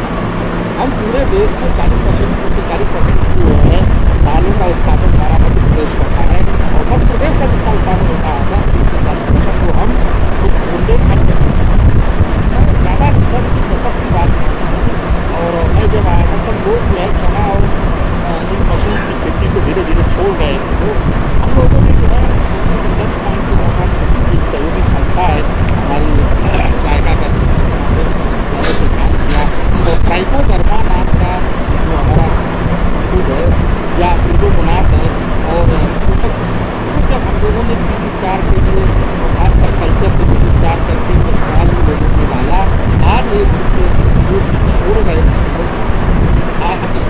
से दौड़ कर और आज एक बोला मुझे हमने कॉन्सेस में हमारे आज लगभग जो है आप निर्भर हो चुके हैं सर ने कहा कि प्रोटीन की बात करिए तो संतुलित पोषण का कहना है कि अगर संतुलित पोषण हो तो बीज उपचार रोग रोधी विकास ये हमने जो है व्यापक लेवल पर बताया। आज इससे जो है हमारा चना दाल के भी हम निर्भर होने जा रहे हैं। अब हमारा जो अगला टारगेट है सर जैसा कि सर ने कहा कि तेल की बात करते हैं वो हमें जो है पाता है सोयाबीन से खासकर उड़द का जो है चेंज में जो है निश्चित तौर पर परिवर्तन होता है। आज ये मैं यहाँ पहले ही बैठा हूँ सर क्योंकि हमारे जो इकोलॉजिकल डिपार्टमेंट है हमें वहाँ से निश्चित तौर पर हमें हमारी जो बहुत जानकारी है हम उसी बेस पर जो है प्लान करते हैं उत्पादन विज्ञान केंद्र चाहिए और विभाग से चाहिए किया हुआ विश्वविद्यालय और सरकार ने किया है कि हमें जो है जगह जगह पर प्रति एमएस के तहत जो है लोकल एरिया में जिले का जो है हमें तापमान हो या वर्षा या या कोई भी काला कम पड़ने वाला है कैसा खत्म होने वाला है उसके लिए जो है जितने एमएस सिस्टम लगाए जा रहे हैं और उसका लाभ हमको ये मिलेगा कि आज 20 लाख तक पानी मिलेगा 1 लाख तक मिलेगा। ये बहुत जरूरी है कुछ लेवल पर कि उसको व्यापक लेवल पर जो बढ़ाया जाए जिससे जल्दी से किसानों को सूचना दे सकें क्योंकि आज जो सेटेलाइट हमारे सर वो बहुत ही एक्यूरेट जानकारी नहीं मिल पाती है। ये भी एक बहुत कारण है हमारे क्लाइमेटिक चेंज के परिवेश में उत्पादन कम करने का। तीसरा जो बात है सर ये आ रही है हम लोग जो है रिसर्च को अगर हम कुछ लेवल पे मस्त है यार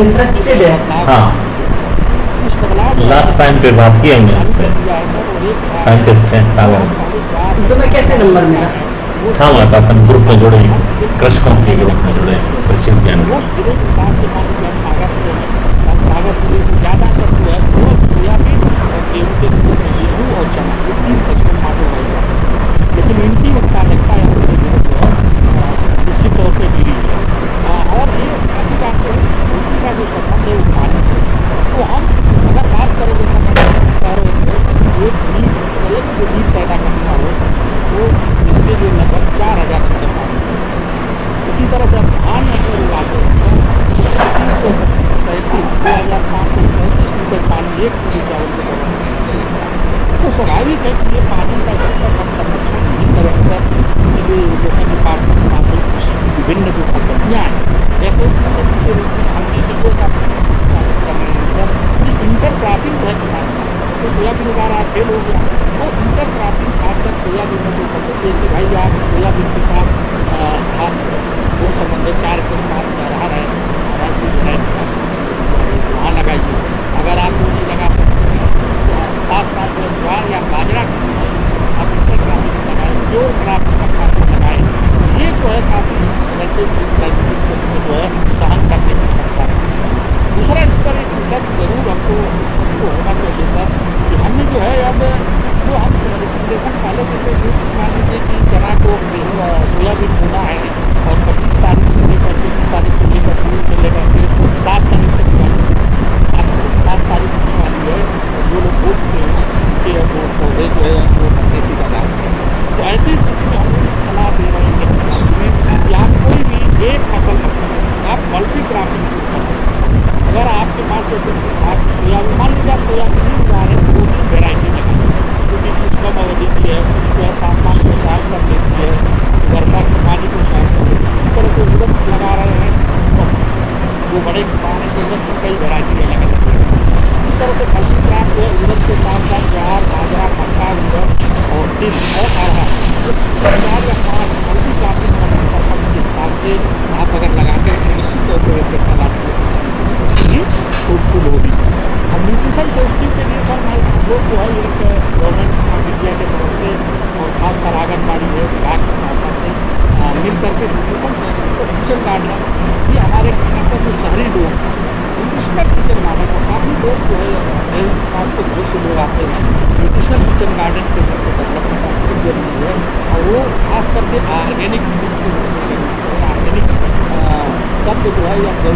लोग करते जरूर हैं, लेकिन मैं जहाँ तक समझता हूँ, फील्ड से जुड़ा हूँ कि उस चीज़ को ये नहीं समझ में आता कि जैविक चीज़ों में आता क्या है, क्या लेवल है कितनी मात्रा में डाल दें ये उपयोग हो। तो सबसे पहले तो सरल है सर वो कि जो गोबर की खाद है और उससे भी अच्छी खाद ये सब केचुआ खाद आपकी जहाँ भी आसपास जमीन है सर, वहाँ पे अगर आपका बड़ा घर है, घर के चारों तरफ है, तो निश्चित तौर पर आप 10 से 15 से 20 सात, कम से कम 7 पूरे 7 छोटी क्यारियाँ भी बना लेते हैं। तो 7 क्यारियों में आप जो है जो सब्जियाँ हैं खास करके 3 तरह की होती है। एक होती है पत्तीदार सब्जी, दूसरी होती है फलदार जैसे टमाटर है, बैंगन है, भिंडी है, तीसरी जड़ वाली सब्जियाँ। सब्जियों को मनुष्य को सर प्रतिदिन 300 ग्राम से कम प्रतिदिन 300 ग्राम से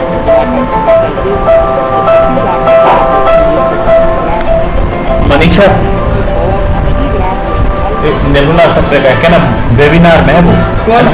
निर्मला सप्रे मीना से क्या ना वेबिनार में है। ये सलाह देते हैं ये काट वाली सब्जियाँ प्याज है, आलू है या मटर है, ये सब चीज़ें जो है आप शलजम है खाएँ। तो ये आपके घर में खासकर जो कचरा निकलता है सर, उसको आप वर्मी कंपोस्ट का द्वारा जो करते हैं उसी खाद का उसी कचरे का उपयोग करके आप अपनी बगीचे में लगा सकते हैं। रहने को तो टेक्नोलॉजी है, गार्डनिंग है, टेरेस गार्डनिंग है, इसके तहत भी हमारे पास ऐसे ऐसे पौधे और ये टमाटर में आप लगा लें, ये बैंगन लगा लें, क्या 2 घंटे करना है, 2 घंटे तो लगी चले। हाँ क्या विश करने के लिए अब कुछ बोली ही नहीं, क्या घबरा गई क्या हो गया पता हाँ हाँ क्या बोले बोले कुछ नहीं। आपने क्या बोला? मैंने कहा आलू में तो वो ये ऐसे करने लगी वेबिनार में। हाँ हाँ हाँ अवेयरनेस और जागरूकता की बहुत ज़रूरत है, उपलब्ध कराने की अच्छी क्वालिटी की ज़रूरत है, बहुत कम है देश में। तो इससे भी एक ऑर्गेनिक को बढ़ावा मिलेगा। हमें जो है स्वच्छ, जैसा डॉक्टर ने कहा कि बहुत सारे पोषक तत्वों की कमी देखी है, निश्चित तौर पर मैं की बातों से सहमत हूँ कि ये जो है पोषक तत्वों की कमी को हटा रहा है। आपने नींबू देखा होगा कि बहुत से लोगों ने जो है इस कोरोना काल में नींबू और जिंक की टैबलेट ये यूज़ करने की बात करते हैं, जबकि आप जो है किसी डॉक्टर के पास जाते हैं, डॉक्टर आपको साथ पूछने के बाद देने का नहीं करता है डॉक्टर ऐसे नहीं करते, वो यही करते हैं कि डॉक्टर जाने के बाद जो है पालक की सब्जियाँ हैं, रोटी माता है या लड़के हैं या हम लोग हैं, वो यही करते हैं कि आप सब्जियाँ या पोषक अलसी की देखिए सर, अलसी में ही इतने सारे पाए जाते हैं, उसका अगर आप केवल आटे में मिलाकर 40 ग्राम अगर यूज करते हैं तो उसका वैल्यू एडिशन भी हो जाता है और हमारे शरीर में होने वाली दिक्कत को बहुत सारे रोगों को दूर करता है। काफ़ी तो बहुत सारे सर बाकी ज़्यादा आप ये करें। मैं एक चीज़ और कहूँगा सर, आप लोग कई लोग इसके लिए से जुड़े हो नहीं जुड़े हो, मैं और बताता हूँ आपको कि अपने घरों में फलदार कैसे किचन गार्डन आप डेवलप करेंगे। अगर आपके पास 250 square metre 100 square metre 50 square भी जमीन है तो आप उसमें बाड़ी के ऊपर जो है जितनी फलदार सब्जियाँ होती है, करेला है, उनकी जो है हाइब्रिड वैरायटी या लोकल वो भी ये काफ़ी सस्ती होती है और इनके 2-2 पौधे भी आप लगा दें तो किनारे की वो जो है आपकी उत्तर दिशा की ओर खासकर आप उसके पत्ती का आने से एक बात मुझे बनने लगता है। ठीक इसी तरह से आप मैंगो में ले लीजिए सर, मैंगो में आपकी मलिका और आम्रपाली एक ऐसी वेराइटी है सर जो हर साल आम में एक बड़ा अल्टरनेट बेरिंग की समस्या होती है, जिनके कारण एक साल फलता है, एक साल नहीं फलता, बाकी आम के पेड़ बहुत बड़े हैं। तो हम लोगों ने सघन बागवानी के से जो दूर है, लेकिन आप लोग को बताना चाहूँगा कि इस चीज़ का प्रयास करें कि अपने घरों में जो है आम है, जैसे नींबू है, पपीता है, कुछ केले हैं, केले G9 करके होते हैं, लेकिन आप G9 पौधे इस तरह के आप ऊपर किसान के एक पौधे लगा लें और सब्जियों का आप खास करके आप इत्यादि में लगा लें। पत्तेदार सब्जियों में जैसे पालक है, भिंडी है, पालक है, धनिया है, मेथी है, ऐसी कोई सब्जी नहीं है जो हर सीजन में न हो, आप कभी भी लगा सकते हैं। आप कल्पना करिए अभी आपको हमारे यहाँ सावन में गोभी आपको मिलना चाहिए, गोभी लग गई है और अगस्त में आ जाएंगे और आपको मिलेंगे। लेकिन यही है कि हम इंसेक्टिसाइड का उपयोग बहुत ज़्यादा होता है, हमें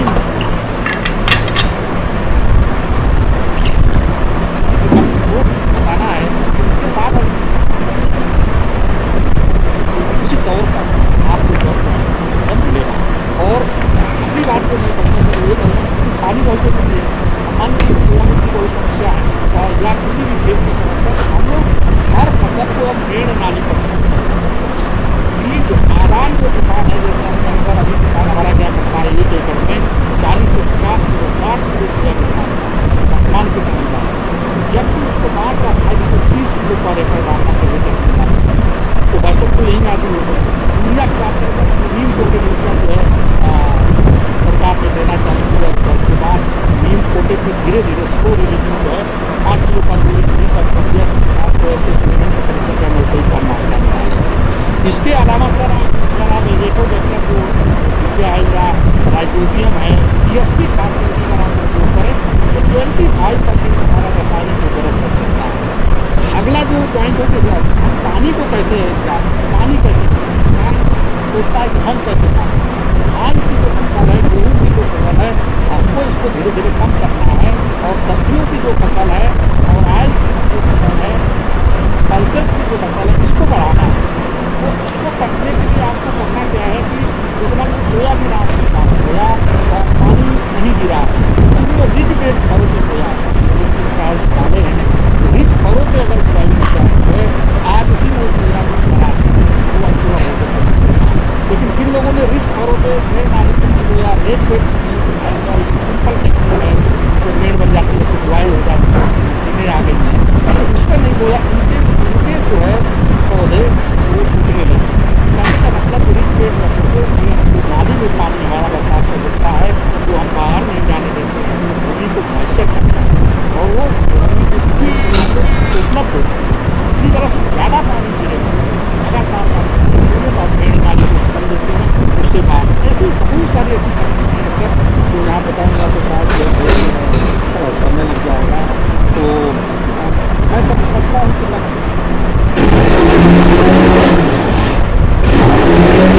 मेड़ों पर खास जो है अपने मेड़ों पर या बाउंड्री पे पर्यावरण की रक्षा करने के लिए या हमारे ग्रीन इसको खास करके जो जगह से कूद रहे कार्बन डाइऑक्साइड से, उसको उड़ाने के लिए मैं उनको लागत का लाभ थोड़ा बहुत हो सकता है सर, वो नहीं करता। लेकिन छोटे जो किसान हैं वो बड़े बड़े पेड़ जो उसकी जगह पर आप वो हार्ड प्लांट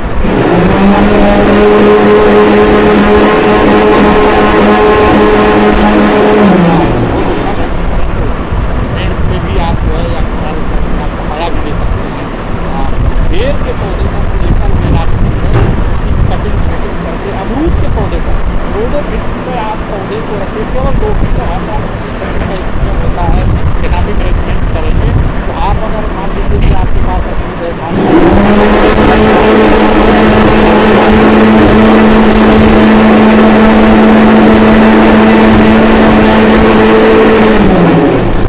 शाखा और ज़्यादा दूर लगाने की जरूरत नहीं, कटिंग करेंगे तो आप 20 फीट पर लगाते थे, उसको हम जो है 10 फीट पर लगा करके खेती करें। यहाँ तक कि हम 1 जगह 2 फीट 1 मीटर से 2 मीटर ज़्यादा से ज़्यादा पौधे लगा करके और हरी सब्जी फल खाना पड़ता आप जैसे आप रोटी खाते हैं, उसमें आप पक्का प्लस जो है गेहूँ की रोटी उसके साथ मिला के चना मिला करके जब खाते हैं तो ज़्यादा पौष्टिक होता है। इसको वैल्यू बनकर जरूर है और लोगों को इसके माध्यम से वास्तविक लोगों के पास जानकारी पहुँचेगी। तो सर मैं विश्वास दिलाता हूँ बहुत बड़े जो है सर्विस छोड़ या इंजीनियर वो लोग भी आ रहे हैं, भाई हम ऐसे जो है खेती को जो है महंगाई घर से या खाने की दृष्टि से अच्छा खाने की दृष्टि से जाए और हम लोग प्रयासरत उसको ये चीज़ें बताएँ। तो मैं समझता हूँ बहुत ही संक्षेप में बहुत सारी चीज़ों को आपने टाइम दिया था, ज़्यादा ले लिया था और बहुत सारी और भविष्य में अगर जरूरत पड़ेगी तो करके आपको इसी तरह से जो है साथ देता रहूँगा। और आप जो है निश्चित तौर पर उसमें जुड़िए, संस्था से लोगों को आपस से जोड़िए और इसके चयन जो चाहिए था कि जो विशेषज्ञ लोग हैं हमारे जो इस चीज़ को समझते हैं, उन चीज़ों को अगर हम हर व्यक्ति दो व्यक्ति भी अगर 2-4 को भी अगर उसमें जोड़ करके लोगों को जोड़ करके और खासकर देखता हूँ कि लोग पौधा तो भी नहीं होता किसान खाते ये दाल का पौधा या फिर अपना पौधा या ये चीज़ें जो है तो ये चीज़ें जो है बहुत की जाना चाहिए। तो स्मार्ट सिटी खास करके उसके लिए भी ये सजेशन होता है स्मार्ट सिटीज़ में कि ये ड्रिप सिस्टम जो पानी की बचत की बात हो रही है, ड्रिप सिस्टम पे जितने भी फील्ड प्रदेश के प्रदेश किनारों पे लगे वहाँ पे ड्रिप सिस्टम से हाथ प्लांट करके हरा भरा भी रहे पानी को देखते ही हैं उपकरणों की सहायता से। तो ड्रिप सिस्टम पे जो है जहाँ पर भी डिवाइडर लगे हैं ड्रिप सिस्टम से चालू करेंगे और जगह जगह पे एक व्यक्ति सब यहाँ से वहाँ पर ड्रिप चला देगा। एवं पानी मल्चिंग भी अगर कर देते हैं पौधों को चारों तरफ से तो आपको इतना खूब दिक्कत आती है सर। और आजकल तो हम उसका भी प्रतिबंध बहुत भविष्य में काफ़ी नुकसान कर देते हैं। तो जो लेवल पर जैविक मल्चिंग का अच्छा ये भी बहुत अच्छा आप जरूर करें सर। भारत में खास करके जो शहर के लोग हैं वो जो पूरा आपका घास है या आपकी कागज या छिलके जो निकलते हैं आप एक छोटी सी बाल्टी में या टब में या 2 फीट बाई 1 फीट 2 फीट चौड़ी और 1 फीट जो है उसमें कचरे को थोड़ा बहुत होता है तो गोबर मीडिया डाल दीजिए और सीनियर पोल्ट्री का जो बिचवा है आप वो बनाइए। एक मतलब पसंदना है खराब पानी को उसमें डालिए और मैं बता रहा हूँ इसमें उसको डाल दें आप बिल्कुल जो है चाय के दाने में सब है आपकी खाद हो जाती है। उसमें जो गोबर की खाद होती है उसके साथ गुना लगभग एक अलावा और उससे अगर पौधे में पानी डालने के बाद जो रस निकल रहा है उसका छिड़काव 1 लीटर 10-15 लीटर मिला के करते हैं। मैं बता रहा हूँ आपको दावा करता हूँ कि इससे इसी का आप छिड़काव करते हैं तो पौधे भी बढ़ेंगे और कीट और उनका जो प्रकोप है हम मदद करते हैं। तो निश्चित तौर पर जो है आप 70% कम करते हैं कभी जरूरत पड़ती है इसमें रेगुलर जो है आपकी सफाई की होगी। आपका एक समय भी निकलेगा खाने को किसान से उसकी भी बात करें वो जैविक भी मिलेगा आगे कृषि को भी बढ़ावा मिलेगा।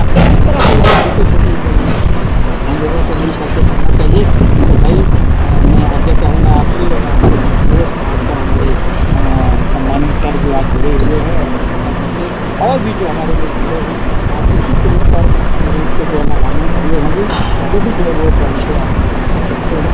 बहुत बहुत धन्यवाद सर। धन्यवाद सर।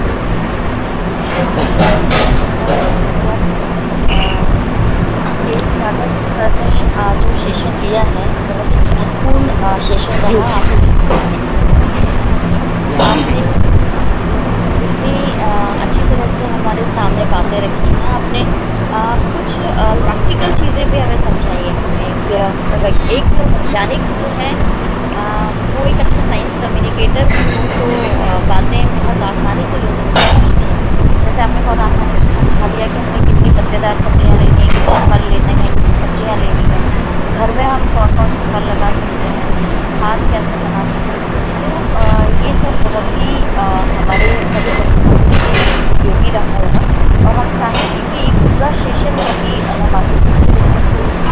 हम कभी एक सेशन पूरा आपका जरूर रखें और आपने जो कहा किसानों को लोग जोड़ें एक हर व्यक्ति 2-2 किसानों तो ऐसा अंतर संवाद का जो हमारा पूरा कॉन्सेप्ट है उस कॉन्सेप्ट में ये भी एक कॉन्सेप्ट हमारा है कि हम किसानों के लिए या जो लोग अपने घरों में करना चाहते हैं किचन गार्डन बनाना चाहते हैं उन लोगों के लिए स्पेसिफिक सेशन रखें। तो हम जल्दी ही उसे प्लान करेंगे और आपसे हम उसमें ज़रूर सहयोग लेंगे। आपने कहा था कि पता नहीं मैं कैसे जानती हूँ कृषि विज्ञान केंद्र के बारे में। तो सर एक साइंस कम्युनिकेटर हूँ और सर्च एंड रिसर्च सोसाइटी का एक जो मोटिव है वो यही है कि साइंस की बातों को जनमानस तक ईजी लैंग्वेज में पहुँचाना और उसके लिए हम हरे व्यक्ति कवर साइंटिस्ट करके एक सीरीज चलाते हैं जिसमें हम कृषि विज्ञान केंद्र सीहोर और कृषि विज्ञान केंद्र बैतूल के कई साइंटिस्ट को हम वहाँ बुला चुके हैं। तो नज़दीकी से जानती हूँ कृषि विज्ञान केंद्र के कार्यों को, और बड़ा सम्मान करती हूँ आप सभी वैज्ञानिकों का कि आप लोग लाइमलाइट में नहीं आते, लेकिन आपके काम बहुत बड़े हैं, वो हम जानते हैं। तो बहुत-बहुत जी धन्यवाद जी सर, आपका भी थैंक यू मैडम। कार्य सर का और सभी प्रतिभागियों का। और उसके आगे मैं माता से रिक्वेस्ट करूँगी कि इस अनवरत संवाद को आगे ले जाएँ। Thank you so much Monica ma'am, thank you so much. मुझे लगता है एक हिंदी में वर्ड है अद्भुत, और उसको ऑसम बोलते हैं अंग्रेजी में। तो इस सेशन के लिए मैं बोला हूँ कि अद्भुत अद्भुत अद्भुत, 3 बार अद्भुत। गागर में सागर जैसा ये सेशन था। आदरणीय तिवारी जी ने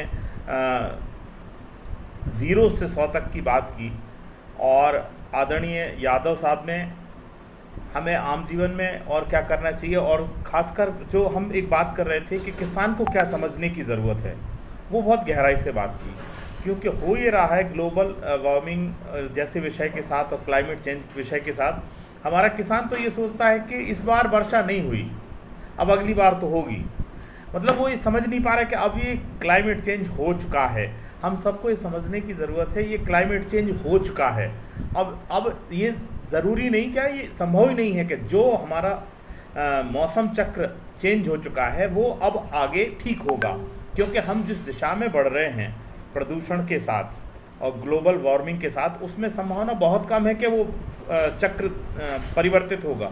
हाँ, लेकिन हम अपनी आदतों से अपने जीवन को उसके साथ कर सकते हैं, ये बहुत ज़रूरी है। तो आज के सेशन में यही एक बहुत बात थी जो तिवारी जी ने और यादव जी ने बहुत गहराई से हम सबको बताया कि हमें क्या क्या परिवर्तन करने की ज़रूरत है, हमें आम जीवन में क्या परिवर्तन करना है, और खेती किसानी के तरीक़ों में हमें किस तरह की सोच डेवलप करनी है। एक और अच्छी बात यादव जी ने कही कि जैविक जो ऑर्गेनिक का एक हम अगर सामान्य तौर पर कहें भूत जैसा लोगों में चढ़ रहा है, लेकिन वो समझ नहीं पा रहे कि ऑर्गेनिक क्या है। तो हो करते हैं हम, लेकिन समझ नहीं पा रहे हैं। तो पूरे सेशन में जो बात सामने आई वो ये है कि हमें अवेयरनेस की बहुत ज़रूरत है, जागरूकता की ज़रूरत है, और बहुत सारे लोगों में जानकारी का अभाव है। हम इस जो क्लाइमेट चेंज को हम बहुत गहराई से नहीं समझ पा रहे कि हम कहाँ जा रहे हैं, किस तरह से जा रहे हैं, और हम किस दिशा में बढ़ रहे हैं। और आम जीवन में जिस तरह से हम प्रदूषण करते हैं या पूरी प्रकृति को प्रभावित करते हैं, उसमें हम कभी नहीं सोच पाते कि हम हर रोज़ क्या नुकसान कर रहे हैं, जो हम पीढ़ियों को नष्ट कर रहे हैं। तो एक तो हमें वो सोचना पड़ेगा कि हम संरक्षण किस तरह से करें, और फिर आम व्यवहार में जो कृषक हैं उनको क्या चेंज करने की ज़रूरत है, ये बहुत गहरा विषय है। और पूरे सेशन में एक और बात आई कि जो न्यूट्रिशन वैल्यू है हमारे खाद्य पदार्थों की, वो घटी है। तो हमें कहाँ शिफ्ट होना चाहिए, किस तरह से होना चाहिए। तो उसमें एक जो बात आ रही बीच में हुई थी मिलेट की बात, जो हमारे पुराने अनाज हैं, चाहे कोदो, कुटकी, रागी, ज्वार, बाजरा, फॉक्सटेल, ये सब जो है कितनी न्यूट्रिशन वैल्यू के साथ हैं, इन पे हमें जाने की ज़रूरत है। क्योंकि आज डायबिटीज़ से लेकर ब्लड प्रेशर के लिए कितने ज़्यादा फ़ायदेमंद हैं। और दूसरी तरफ अगर हम बात करें तो किसानों के लिए भी फ़ायदेमंद हैं कि अगर कोदो करता है वो तो उसको खाद भी कम लग रहा है, कहीं भी हो रहा है, और अगर उसको प्रोसेसिंग के साथ बेचेगा तो उसका रेट भी बहुत अच्छा मिल रहा है। मैं ये इसलिए कह सकता हूँ कि इस बार हमने कोदो लगाया, मैंने खुद कोदो लगाया है यादव साहब। तो जी सर। तो उसकी पूरी प्लानिंग के साथ, तो मैं आपसे और आदरणीय तिवारी जी से एक अनुरोध करना चाहता हूं कि हम जो 7 हमारे मिलेट हैं, पुराने अनाज हैं, इन पे हम पूरा एक सेशन रखना चाहते हैं। बिल्कुल सर। तो जैसा कि आदरणीय के.एस. तिवारी जी ग्रामीण विकास की बात करते हैं, और आज जो पूरा सेशन है उसमें हमें लगता है कि इससे अच्छा ग्रामीण विकास का और क्या मॉडल बनेगा कि हम किसान को मजबूत कर रहे हैं। ग्रामीण क्षेत्र की जो छोटी छोटी चीज़, चाहे वो वर्मी कंपोस्ट की बात हो, चाहे कंपोस्ट बनाने की बात हो, हम उन सब मुद्दों पे बात कर रहे हैं। तो हमें लगता है अगला सेशन अगर आप लोगों की अनुमति होगी, आप लोगों का समय होगा, तो हम ज़रूर जो मिलेट पे करेंगे, लोगों को पता चले कि हमारा प्राचीन अनाज क्या था और उसकी न्यूट्रिशन वैल्यू क्या है, और हम जीवन में किस तरह से उसको जोड़ सकते हैं। So right. Thank you so much doctor Yadav कि आपने बहुत कम समय में हमें अपनी अनुमति दी, और आज हमें अपने ज्ञानवर्धक उद्बोधन से अनवरत संवाद को मार्गदर्शन दिया। और आदरणीय तिवारी जी हमारे साथ बहुत समय से जुड़े हैं, आप पहली बार जुड़े हैं, इसलिए बहुत बहुत धन्यवाद आपका। तो सभी साथियों, thank you so much sir, thank you so much. और एक संयोग है कि आज के दिन रविवार है, अनवरत संवाद हो रहा है और मेरा जन्मदिन भी है। तो और तो आप सभी ने जो शुभकामनाएं दी हैं, मैं बहुत बहुत धन्यवाद प्रकट करता हूं कि ये इससे अच्छा मेरा जन्मदिन कोई नहीं हो सकता था कि पूरे देश के लोग बिल्कुल सर। पूरे देश के लोग मेरे साथ जुड़े हैं, विशेषज्ञ मेरे साथ जुड़े हैं, और उन सभी मार्गदर्शक साथियों के साथ, गुणीजनों के साथ मैं बीच में बात कर रहा हूं और मुझे आप सबका आशीष मिल रहा है। Thank you so much. किसी तकनीकी समस्या के कारण मैं आपके जवाब जो है चैट बॉक्स में नहीं दे पा रहा हूं, इसलिए मैं क्षमा प्रार्थी हूं, और मैं सभी की शुभकामनाओं के लिए कृतज्ञ हूं। आप सभी का बहुत बहुत आभार कि आपने शुभकामनाएं दी, और सभी का बहुत बहुत आभार कि आपने अनवरत संवाद में उपस्थित होकर अपनी बात रखी। सभी साथियों से अनुरोध है कि फीडबैक लिंक शेयर की जा रही है, उसको आप ज़रूर भरें, ताकि हमें पता चलता है कि हम इस अनवरत संवाद में और क्या सुधारें और क्या ठीक करें। दूसरी ओर उस फीडबैक लिंक के माध्यम से आपको एक उपस्थिति का सर्टिफिकेट भी मिलता है, ताकि हमको भी ठीक लगता है कि जो साथी हमारे साथ हैं हम उनके लिए गौरवान्वित हैं, और हम चाहते हैं कि वो सहभागिता बनी रहे। और अनवर संवाद का जो प्रमुख कलेवर है वो ये है कि हम चाहते हैं कि 2 वे कम्युनिकेशन हो। अगर हमारे कोई साथी बात करना चाहते हैं तो ये प्रश्नकाल है, और डॉक्टर यादव से, डॉक्टर तिवारी से, कि आपकी जो भी जिज्ञासा हैं, जो भी बातें हैं आप शेयर करना चाहते हैं तो स्वागत है। 10 मिनट के लिए हम ये सेशन शुरू कर रहे हैं कि आपके जो भी जिज्ञासाएं हैं अपने नाम के साथ, परिचय के साथ अगर रखें तो हम आपका इंतज़ार करेंगे। स्वागत है सभी साथियों का।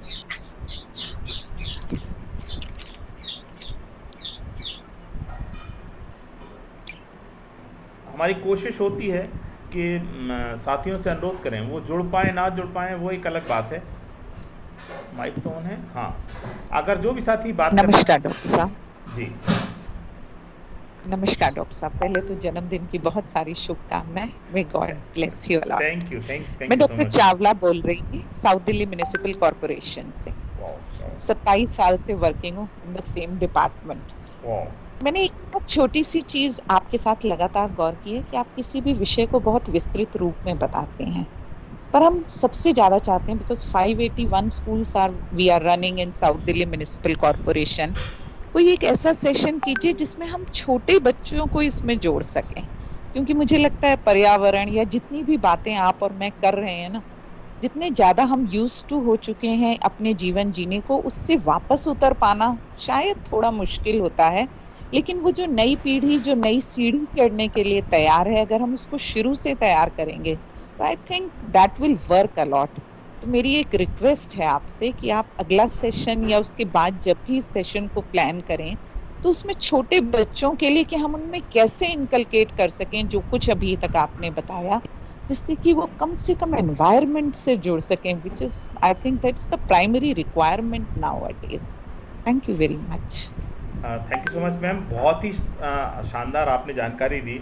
हम लोग हमेशा अनवर संवाद में इस बात की चर्चा करते हैं कि मेडिटेशन, योग और जो जिन समझ की हम बात करते हैं वो सबसे ज़्यादा बच्चों की ज़रूर, फाइनेंशियल मैनेजमेंट की हम बहुत बात कर रहे हैं। ये शुरू में बहुत समय पहले हमने की थी बात, और आगे भी इसको फाइनेंशियल मैनेजमेंट बच्चों के लिए बहुत ज़्यादा ज़रूरी है, क्योंकि अगर कोई बच्चा इस बात को समझेगा कि पैसे किस तरह से खर्च करने हैं और किस तरह से नहीं करने हैं, तो हमें लगता है कि गार्जियन का बहुत सारा बोझ कम होगा और उनमें आपसी समझ विकसित होगी। तो मैम जल्दी से जल्दी एक अच्छा सा सेशन प्लान करेंगे बच्चों के लिए कि हम उनकी किस तरह से समझ विकसित करें और किन किन मुद्दों पे चर्चा करें। आप ज़रूर मेल करिए anvarassamvad@gmail.com पे, कि आपके मन में अगर जो पॉइंट हो वो ज़रूर रखिए। हम अपनी एक मेथोडोलॉजी तो बनाएंगे ही, लेकिन आपके अगर कोई पॉइंट हो तो ज़रूर सेंड करिए ताकि हम उसको शामिल कर सकें। नमस्कार sir ji, happy birthday. Thank you शुभकामनाएं। Thank you so much. जुट जियो, हजारों साल अच्छे काम करते रहो जैसे अभी कर रहे हो। जी हमें वो मैडम से जो अभी बताया ना सर जी, तिवारी जी का तो धन्यवाद है और यादव सर जी का भी बहुत बहुत धन्यवाद है। तो बच्चों के लिए हमने शुरू से, जैसे आप मैम बात कर रही थी ना, तो हमने किचन गार्डन से शुरुआत की। हमने उनको बोला कि धीरे धीरे आप करो, सो दैट कि आप थोड़ा सा उसमें इंटरेस्ट आ जाता है कि हाँ सब्जी कैसे उगाई जाती है ना। तो अपने धीरे धीरे छोटे छोटे हाथों से करते हैं वो, और जैसे वो देखते हैं कि फूल आ रहे हैं या सब्जी आ रही है तो उनकी उत्सुकता और बढ़ जाती है उसमें कि देखें भाई पूरी तरह से कैसे ये बढ़ रही है सब्जी। तो शुरुआत में तो थोड़ी एक दो दिए हमने उनको, भिंडी दिए, फ्रेंच बीन्स दिए, टमाटर दिए, पर अभी तो वो मतलब काफी उसमें इन्वॉल्वमेंट में आ रहे हैं। अब उनको समझ में आ रहा है कि ये रिसर्च है। हमने उनको नहीं बताया कि ये रिसर्च है, उन्होंने बोला कि ये जस्ट एक एक्टिविटी देनी है, कहीं जाना नहीं है, यहीं पे करो। तो वही सब्जियां वहीं पे काम में आती, कैंटीन में, है ना। कैंटीन है स्कूल में, कॉलेज में, वहीं पे काम आ जाती है। बड़ा कैंपस है, बहुत बड़ा कैंपस है। तो बहुत बढ़िया, अभी हम आगे भी बढ़ाएंगे इसको। Really really appreciable madam, thank you sir ji. बहुत रियली अप्रिशिएबल। हमारे यहाँ मैडम एक टोकना चाहूंगा दीपक जी। एक कर्नल साहब थे यहाँ पे, रेड्डी साहब थे। वहाँ सेना में क्या होता है कि रेजिमेंट में कि जब ये सब रिटायर हो जाते हैं लोग, तो वहाँ बहुत से लोगों को जो है एक बार बुलाया।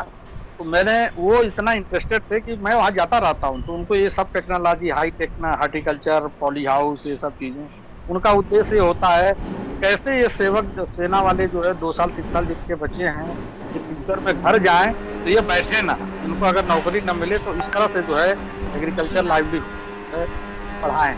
ये बहुत जरूरी है, चाहे बड़ा आदमी चाहे छोटा आदमी हो, इसको बहुत जरूरी है करना सर। हाँ जी, अभी से वो डेवलप होंगे धीरे धीरे। और आप भी एक कार्यक्रम लीजिए बच्चों के लिए, मेरी भी सलाह है आपसे। और पेड़ लगाने का जो टारगेट है हमारा, 70,000 पेड़ लगाने की टारगेट थी, वो कंप्लीट हो गया है। अभी पिछले साल कंप्लीट हो गया। लॉकडाउन था तो भी जाते थे, कोई बात नहीं, मास्क पहना, गाड़ी बुक करी, अपना गाड़ी में चले गए, डिस्टेंस मेंटेन किया, जाके लगा के आ गए। अपना एनवायरनमेंट तो बनाना है, शुद्ध तो करना है, नहीं शुद्धि तो चाहिए सभी को। कोई ना कोई तो लीडर बनेगा, कोई बात नहीं, मौत तो सभी को आनी। ये तो एक निमित्त कारण बन गया corona. Thank you so much ma'am, thank you so much. रहना है, परमानेंट रहना है यहाँ पे, किसी ने नहीं रहना। Okay sir, thank you Yadav sir ji, Deepak ji, have a nice day. Thank you ma'am. हमारे और साथी बात करना चाहें, स्वागत है। सर जी नमस्कार। मैं प्रमोद पारे से आपका अनवर संवाद को बहुत बहुत बधाई कि ऐसे सब्जेक्ट को जो कि जीवनदायिनी है उसको लिख के आए, बहुत बढ़िया है। और यादव जी, तिवारी जी ने जो बताया वो वास्तव में बहुत ज्ञानवर्धक चीज़ें थी, उनको बहुत बहुत धन्यवाद। और आपको तो जन्मदिन की शुभकामनाएं हैं। और थोड़ा सा मैं एक दो चीज़ बोलना चाहूँगा कि जैसे अभी कुछ एक हम लोग ने शुरुआत करी थी जो महिला समूह के साथ, एक्चुअली मैं काम करता हूँ NRL में हूँ, तो हम लोग पोषण वाटिका का हमारे पास कॉन्सेप्ट बहुत पहले से है, जो पोषण वाटिका, लेकिन उसमें थोड़ा सा विधियों से, जैसे तिवारी जी अभी बहुत सारी बता रहे थे, यादव जी बता रहे थे, जो लोग आवश्यकता अनुसार जुड़ सकें। अनवर संवाद का उद्देश्य यही होता है कि हम आपके और एक्सपर्ट के बीच में, और जिन मुद्दों को हम उठाते हैं उनके बीच में एक हम माध्यम का काम करें, ताकि आपको वो सुविधाएं और वो सोच मिल सके जिनकी आप तलाश कर रहे हैं। तो और डॉक्टर यादव और तिवारी जी हमारे साथ व्हाट्सएप ग्रुप में भी हम जोड़ेंगे, ताकि आप सब लोग उनसे बात कर सकें, चर्चा कर सकें। तो थैंक यू सो मच। अगर कोई साथी जुड़ना चाहें तो बात करना चाहें, स्वागत है। सर नमस्कार, मैं डॉक्टर ओम प्रकाश चौधरी बनारस से बोल रहा हूँ। यहाँ एक अग्रसेन कन्या डिग्री कॉलेज है, उसमें मनोविज्ञान विभाग में हूँ। मैंने दोनों लोगों को सुना, बहुत ही विद्वत्पूर्ण और बहुत ही अच्छा लगा और बहुत अच्छी जानकारी दी। मैं 1971 में मैंने पहला पेड़ लगाया था जब बांग्लादेश बना था, और तब से अनवरत, अभी जैसे मैडम ने कहा कि 70,000 का टारगेट था सर, तो मैं कोई टारगेट नहीं बनाता हूँ, बस जितनी मेरी क्षमता है उतना कोशिश करता हूँ। लेकिन जब एक पेड़ लगाता हूँ तो 5 साल तक उसकी देखभाल स्वयं करता हूँ। या जब से इस महाविद्यालय में आया हूँ, यहाँ क्योंकि ग्रामीण इलाके में है, तो गांव में जाता हूँ, लड़कियाँ जहाँ मेरी स्टूडेंट होती हैं, खासकर पीजी की, उनको 2-2 पेड़ वहाँ पर समर्पित कर देता हूँ, सुपुर्द कर देता हूँ, लगा करके पौध ले जाता हूँ, लगा देता हूँ, कहता हूँ कि आप इसकी सेवा करिए इससे। और ज़्यादातर हमने इमारती और फलदार 2 वृक्ष लगाए। आपने सर एक चीज़ बहुत बढ़िया बताई यादव सर ने, कि किस तरह से हम अपने घर के गीले कचड़े को, या खासकर जो सब्जियों से छिलका निकलता है, वो गोभी का छिलका, मटर का छिलका, सीजन में पत्तीदार सब्जियां हैं, उनको हम एक ड्रम में एकत्र करते हैं। लखनऊ की एक संस्था है मुस्कान ज्योत, जिसके मेवालाल चौधरी जी संचालक हैं, वो एक कल्चर देते हैं, उसमें कल्चर डाल देते हैं, और उससे जो नीचे एक तो टैब लगी होती है, उससे उसका जो लिक्विड है वो निकलता है, और उस द्रव का छिड़काव हम सब्जियों पर करते हैं या जो भी चीज़ लगाते हैं उस पर करते हैं, बड़ा अच्छा असर रहता है। और उसमें से जो सूखा वो निकल जाता है मटेरियल, उसको रख देते हैं, वो खाद के काम में आता है, कंपोस्ट खाद बन जाती है। तो हम तो पिछले कई सालों से अपने किचन गार्डन, बहुत छोटी सी जगह है हमारे घर में, लेकिन आप लोगों के आशीर्वाद से इतनी सब्जियां उसमें लगभग हो जाती हैं कि हमारा काम चल तो नहीं जाता, लेकिन कम से कम हफ्ते में 3 दिन तो काम पूरा हो जाता है। मैं सिर्फ आदरणीय तिवारी सर ने जो बात कही, बहुत अच्छी बात, कि किस तरह से हम क्लाइमेट को, जो हमारी भारतीय संस्कृति, जो हमारा भारतीय संस्कार था, जो हमारा भारतीय परिवेश था, मैं भी उसी पे कोशिश करता हूँ कि हम लौटें। और भाई बहुत थोड़े दिन पहले मैंने करीब 6 महीने पहले मोटे अनाज के बारे में एक थोड़ा सी छोटी सी आर्टिकल लिखी थी अखबारों में यहाँ के लोकल, और वो भी मैंने एक अपने बुजुर्ग से बात किया था सर। और दीपक सर, मैंने भी इस साल सावा पोतो दोनों लगाया है। क्या बात, इसलिए मैं आपको प्रणाम करता हूँ और आपको इसी के साथ बहुत बहुत जन्मदिन की बधाई देता हूँ। आप दीर्घायु हों, यशस्वी हों, और ऐसे तमाम भूले भटके लोगों को जो इस दिशा में काम कर रहे हैं आपने जोड़ा है। और एस.के. तिवारी सर जैसे, एस.के. यादव सर जैसे विद्वानों को सुनने का हमें मौका मिला है। और जब कभी कभी हम लोग ढीले पड़ जाते हैं तो ऐसे लोग हमारे अंदर फिर ऊर्जा भरते हैं, कहीं ना कहीं से हम ऊर्जान्वित हो रहे हैं।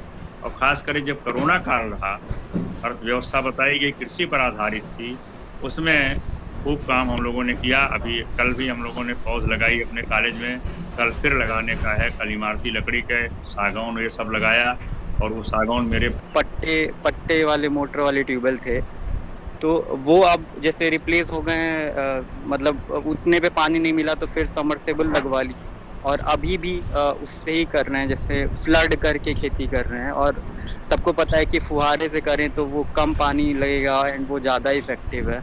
एंड जितने में मतलब वो लोग पाइप्स वाइप खरीदे उतने में वो फुहारे वाला कर सकते थे, पर वो लोग नहीं कर रहे हैं। तो ये मतलब इसको कैसे चेंज किया जाए? ये मतलब बिहेवियरल चेंज का मुद्दा है, या कि मतलब कोई गवर्नमेंट स्कीम लाने की ज़रूरत है? क्या करना चाहिए इस पे? तिवारी जी हैं, यादव जी हैं, मुझे लगता है ये बिहेवियर चेंज का मुद्दा है सर। तिवारी जी बात कर रहे हैं। देखिए, ये अनम्यूट कर लीजिए। आपका प्रश्न जी, मेरी आवाज आ रही है? थोड़ा सा जी आवाज आ रही है सर, नेटवर्क थोड़ा सा। अब आ रही है? हाँ, आ रही सर जी। ये प्रश्न मऊनाथ भंजन से बोल रहे हैं, मैं समझता हूँ, बनारस के पास है, ठीक है ना? जी सर, जी सर मऊनाथ भंजन। हाँ, मैं जानता हूँ मऊनाथ भंजन। वास्तव में ये समस्या केवल मऊ की नहीं है, ये लगभग पूरे देश में कमोबेश ये समस्या है। देखिए, पहली चीज तो क्या है, हमें पूरे एग्रीकल्चर सिस्टम में सारी दुनिया में बदलाव आए हैं, और सभी देशों में, सभी जगहों पर लोगों ने अपने आप को ट्रांसफॉर्म किया है, और उसको तकनीकी भाषा में उन्होंने अपने आप को एडेप्ट किया है बदलती कंडीशंस में। हमें भारत में भी पूरे एग्रीकल्चर सिस्टम को एडेप्ट करना पड़ेगा, यानी बदली परिस्थितियों में ढालना पड़ेगा। तो एडेप्टेशन के लिए कई स्टेप हैं। उसके लिए पहला स्टेप तो जागरूकता ही है। हमें छोटे छोटे समूहों में किसानों को स्थानीय भाषा में, स्थानीय परिवेश में, स्थानीय उपलब्ध संसाधनों के हिसाब से उनके मूड को, उनके मनोविज्ञान को, मनोदशा को समझते हुए उनको कन्विंस करना पड़ेगा कि अब ये बदलाव अपरिहार्य है, इनको बदलना पड़ेगा। तो यहाँ जानकारी देना, जागरूकता पैदा करना, समझ विकसित करना, उसके बाद क्रमशः एक एक करके जो भी खेती में पूरे वर्ष जो एक टाइम टेबल होता है, खेती का शेड्यूल होता है, उसमें उनको ये बताना कि आप इतनी ही जमीन से कितना मैक्सिमम लाभ ले सकते हैं, और इसमें किस तरह से अचानक सारे परिवर्तन हो जाएंगे ऐसा संभव नहीं है। इसमें बीज है, खाद है, खाद का प्रयोग है, सिंचाई है, स्प्रिंकलर्स हैं, आउटपुट है। उसके बाद आपका दूसरे बीच में जो स्टेप है वो है फसल का चुनाव है, क्रॉप रोटेशन है, 2 फसलों के बीच में क्या उपयोग किया जाए उस समय का वो है, वैकल्पिक कुछ काम है, रोजगार है, फूड प्रोसेसिंग है, उस खाद्य उत्पाद का वैल्यू एडिशन है ना, उसकी मार्केटिंग है। तो ये सारे पक्ष मुझे लगता है इनके ऊपर क्रमशः पहले जानकारी दी जाए, उनको समझाया जाए, उनको कन्विंस किया जाए, और सभी नहीं, एक एक करके मुझे लगता है ये 5 वर्ष का एक कार्यक्रम बने और खाद के क्रमशः रिप्लेसमेंट के तरीके ढूंढे जाएं, बीजों के बारे में जानकारी दी जाए कि कौन से बीज, कौन सी मिट्टी, उनकी मिट्टी की रचना क्या है, कंपोजिशन क्या है, क्या कमी है, क्या अधिक है, क्या कैसा है, तो उसमें माइक्रोन्यूट्रिएंट कौन है, उसमें गेहूं चाहिए कि धान चाहिए कि बाजरा चाहिए कि कपास चाहिए, गन्ना चाहिए।